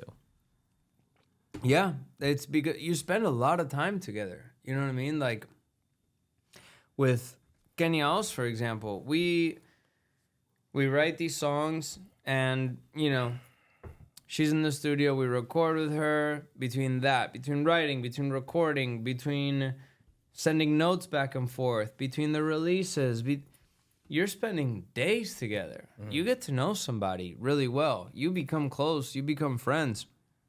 And so, you know, Kenya also knows what we do. We know what she does. She knows why she likes writing with us, because we understand her. Because of her ability to open up to us and let us into her personal life, we're able to tell her story in the best way possible. With Rake, they have a 20-year career. They are the most legendary. They're god level in the Latin space, you know? And yet they hear what we're doing, they're like, oh, we want to learn from that. We want to evolve using that. We want to grow through you guys. Yeah. But first, they got to know what we're doing, because our art is the most raw expression of ourselves. So the MiSHNRZ project is the most raw expression. So through that process, a lot of these artists are saying, I want to do a song with you guys. I don't need it to do anything for my career. It's just me as an artist. I want to do a song with you guys. That's a good feeling. It's a great feeling, bro, because it all started, again, back, an hour ago. We banked on this sound, and regardless if people are telling us this is never going to work, we're going to do this. When everyone said, do reggaeton, do Latin trap, we said, no, we're going to do indie pop in Spanish. Nobody was doing indie pop in Spanish. Where do you develop the confidence to continue going when everyone else doesn't think it's going to work? It's a good question. I think I don't know. I always had a sense of knowing. Like, when we would be in the sessions in the studio, just me and Ish, back then in his shitty apartment in Glendale, in his room, working in headphones because the neighbors would complain, you know, so we're blowing our ears out. I always felt the sense of knowing. Like, it would make me really stoked, you know? And so that's what would make me feel like I'm on the right track, because I would feel inspired. Like, I'd feel my spirit being more excited than my ego. What do you mean by Does that that? make sense? Like, it didn't make me feel like oh yeah, this is gonna be better than these fools, or yeah, I'm the fucking hottest shit for doing this. Yeah, tell them how much money I got. I didn't have any fucking money. All I could talk about was my emotions, my relationship, my feelings, you know, the things that I wanted to do. And when I felt like my spirit got excited was when it wasn't something that you could brag about. When your spirit got excited, what do you mean by that? My spirit getting excited was at ideas that weren't brag worthy. It wasn't about what I have, who I am, where I'm going, who I'm with. It was none of that. It was about what I feel, what I felt, you know, what I want to feel in the future. That's where my spirit would take over, and that sense of knowing would come. It's weird in the context of anything creative, it's not logical. None of it is logical. Like it doesn't make sense. None of it makes sense. But when you actually commit time to it and you develop that muscle. It's like if you go to the gym, it's like, whoa, I don't have a fucking bicep. But then you go to the gym for 2 years, suddenly you got some biceps. Mm-hmm. Well, you could say, well, I don't believe in the spirit, but you do something that requires you to be spiritually aware for long enough, you're going to be like, oh, all I can see through right now is the lens of my spirit, you know? Yeah. So in this session, we've never been ones to write about, you know, to flex and look what I got and look who I am and look who I'm with. It's always been like, I'm feeling this and this is what hurt me or this is what made me happy. And like, we've tried to write about relationship things as opposed to material things, you know? And that's where I feel like the spirit gets excited. That's what I mean. In terms of English and Spanish, like, do you think that you could portray the message better through Spanish for you right now? To be honest, I feel like I'm a much better writer in English. Like, I feel like I've been called to work below my capacity in order to have my career have deep roots and maybe take the longer road, but have the longevity that I look for. I grew up speaking English. I mean, my vocabulary in English is much more developed than my vocabulary in Spanish. I only went to school in Spanish until second grade. I did all the way up until halfway through college in English, you know? And I grew up here, so like the cultural things, the street talk, the slang, all that, like I have it in English. Knowing that though, like, would you ever want to transition fully to English because you could articulate your feelings in a more precise manner? I wouldn't want to dedicate 100% of my efforts in English because I feel like you can be significantly more poetic in Spanish. So you think like the emotions of speaking in Spanish are greater? Based on I think the possibility language? the opportunity for poeticism is stronger in Spanish. So that's why I've dedicated the last couple years of my life to writing in Spanish, is because I want to be as good with Spanish as I am in English, because I know that if I can handle and manage and manipulate Spanish like I can do so in English, it'd be a superpower. Then I will have found my fucking superpower. So that's why I felt called to work below my capacity. Yeah. What does writing do for you? It's an exercise for my empathy. When I write for other people, I am forced to not write based on what my ego thinks is dope. I'm forced to write on what is true to this person. Because for me, for this song to come out and for me to get paid and for the royalties to come in, whatever, I need the artist to feel like it's their song. And for them to feel like it's their song, it needs to be their story.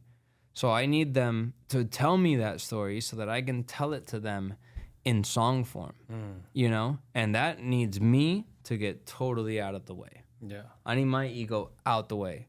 I shouldn't convince you about this line is how you should say it. I should be able to say it and it should ring true to you because it's your story. That's what writing has done for me. I think it's made writing for me as an artist a little bit harder. I'm going through a bit of a mind fuck right now. Made it harder for you, and why? Because I like to write in a very metaphorical manner for my music, for me as an artist. I like metaphors. I like it to feel like poetry. I like it to have layers to it and double entendres. But you can't dance to that. You know what I mean? For the most part. So I'm trying to evolve that because I've learned from writing for other people how to do it in a very simple manner. Yeah. So for me, it's writing for me as an artist has gotten a little bit. I'm going through something right now. Yeah. You know, my tectonic plates are shifting. Yeah. They're shifting into Your place. gears are shifting. Yeah, they're shifting. It's like, okay, I want to be deep, but I also I need to make a living, you know? So I got to have this shit in the club, or I got to have this on radio, or I got to have people making videos to it on TikTok. You said this last year was the first year that you made a full-time living off music. Like, what's the feeling of that? Because so many people want to make a living off their art, like full-time, and you've done it. You've done it for the first time in your lifetime, and you're like, whoa, like, I've created something out of nothing, and it's paid for me to do just live and support myself and my family. I mean, it's a blessing. Like I'm not gonna cry on the podcast, but I have had my moments of complete breakdown. Like, you know, where the last 12 years gets summed up into one barrier, and in my heart and in my brain and in my soul, I feel like I finally hit my fucking head through that barrier, and I didn't give up. Yeah, it did and the thing. I made it to the other side. Yeah. And it took 12 fucking years to do it, you know? Yeah. When I had cracked it before and then it healed itself, and I'd cracked it and it healed itself, and I've been so close for so long. It's been very emotional. I'm not gonna lie. It's been special, especially being able to give my wife a better life, to be able to buy my mom a Mother's Day gift, along with my grandma and my baby sister who's a mom. Like, just those things are the things that small things. Yeah, it really is. Like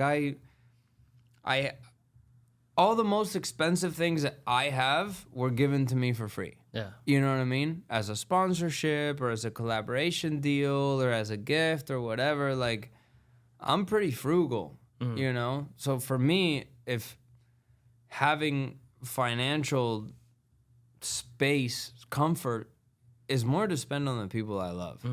Like, I'm very much like my dad in that sense. Well, the whole thing is, like, I feel like you gain more from giving than you do from receiving. You totally, I haven't cried from buying myself a pair of Prada glasses.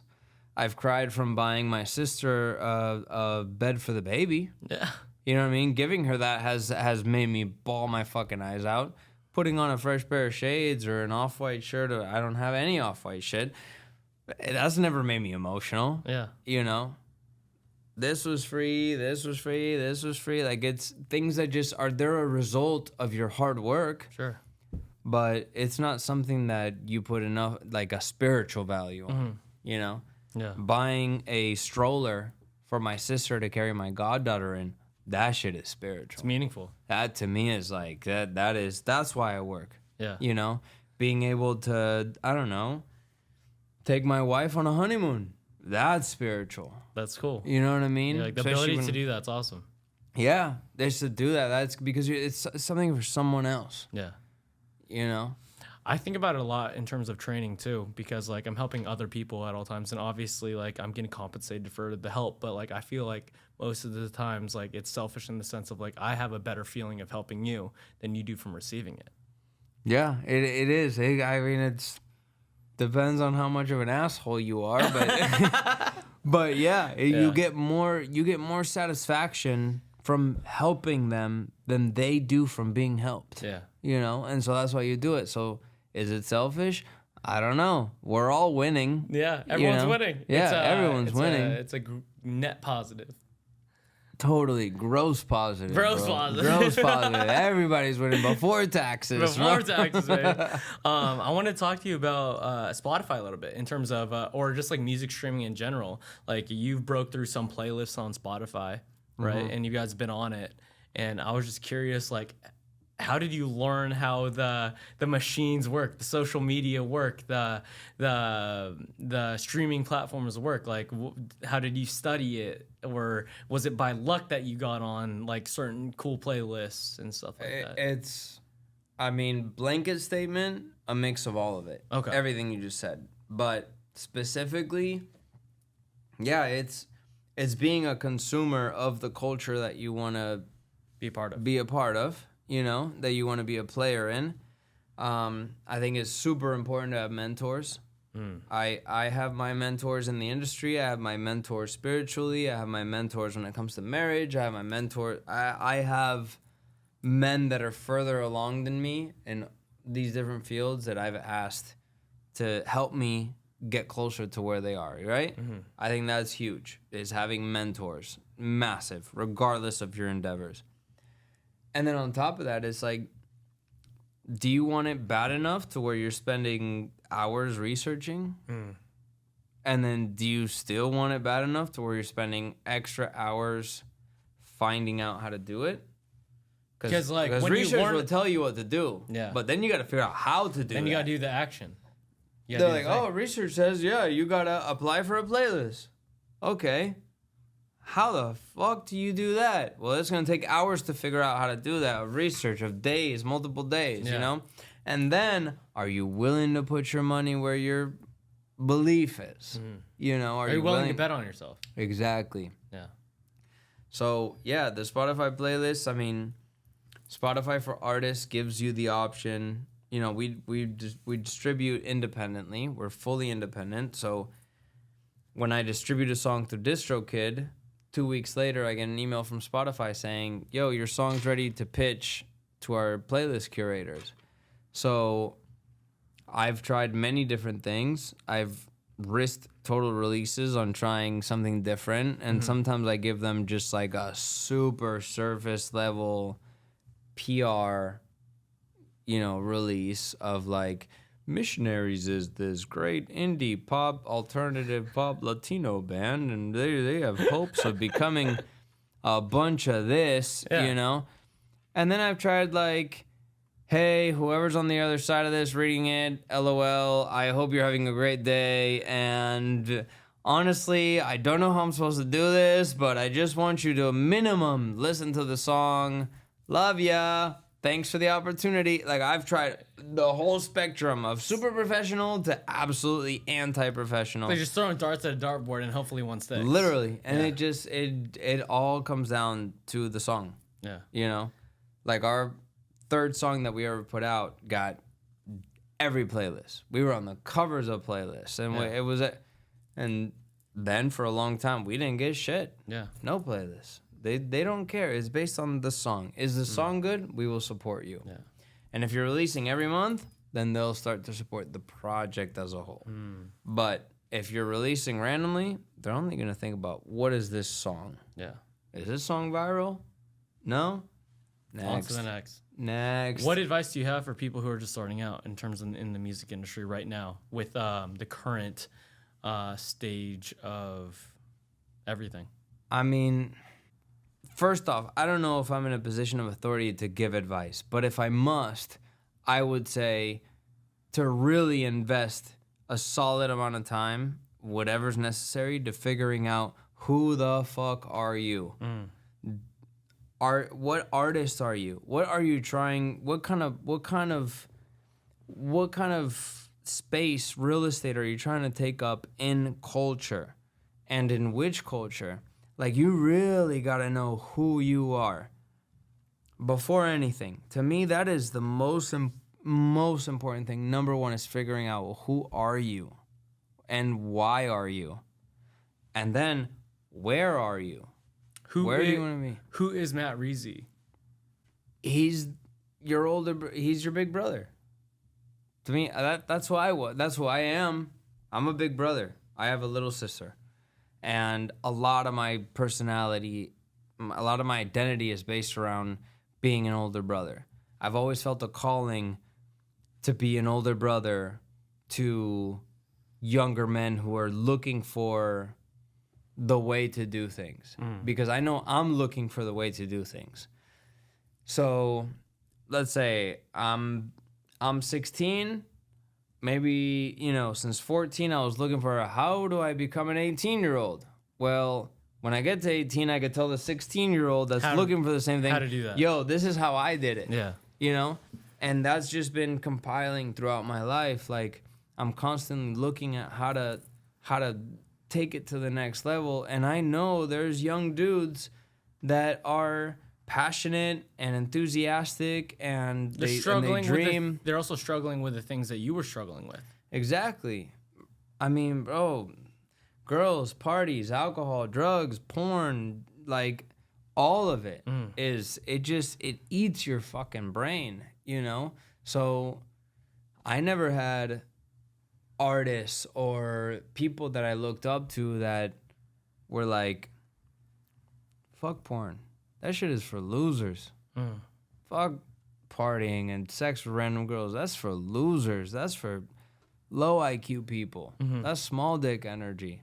Sorry if I'm a little vulgar in expressing that, but it's been something it was something that really fucked me up when I was young.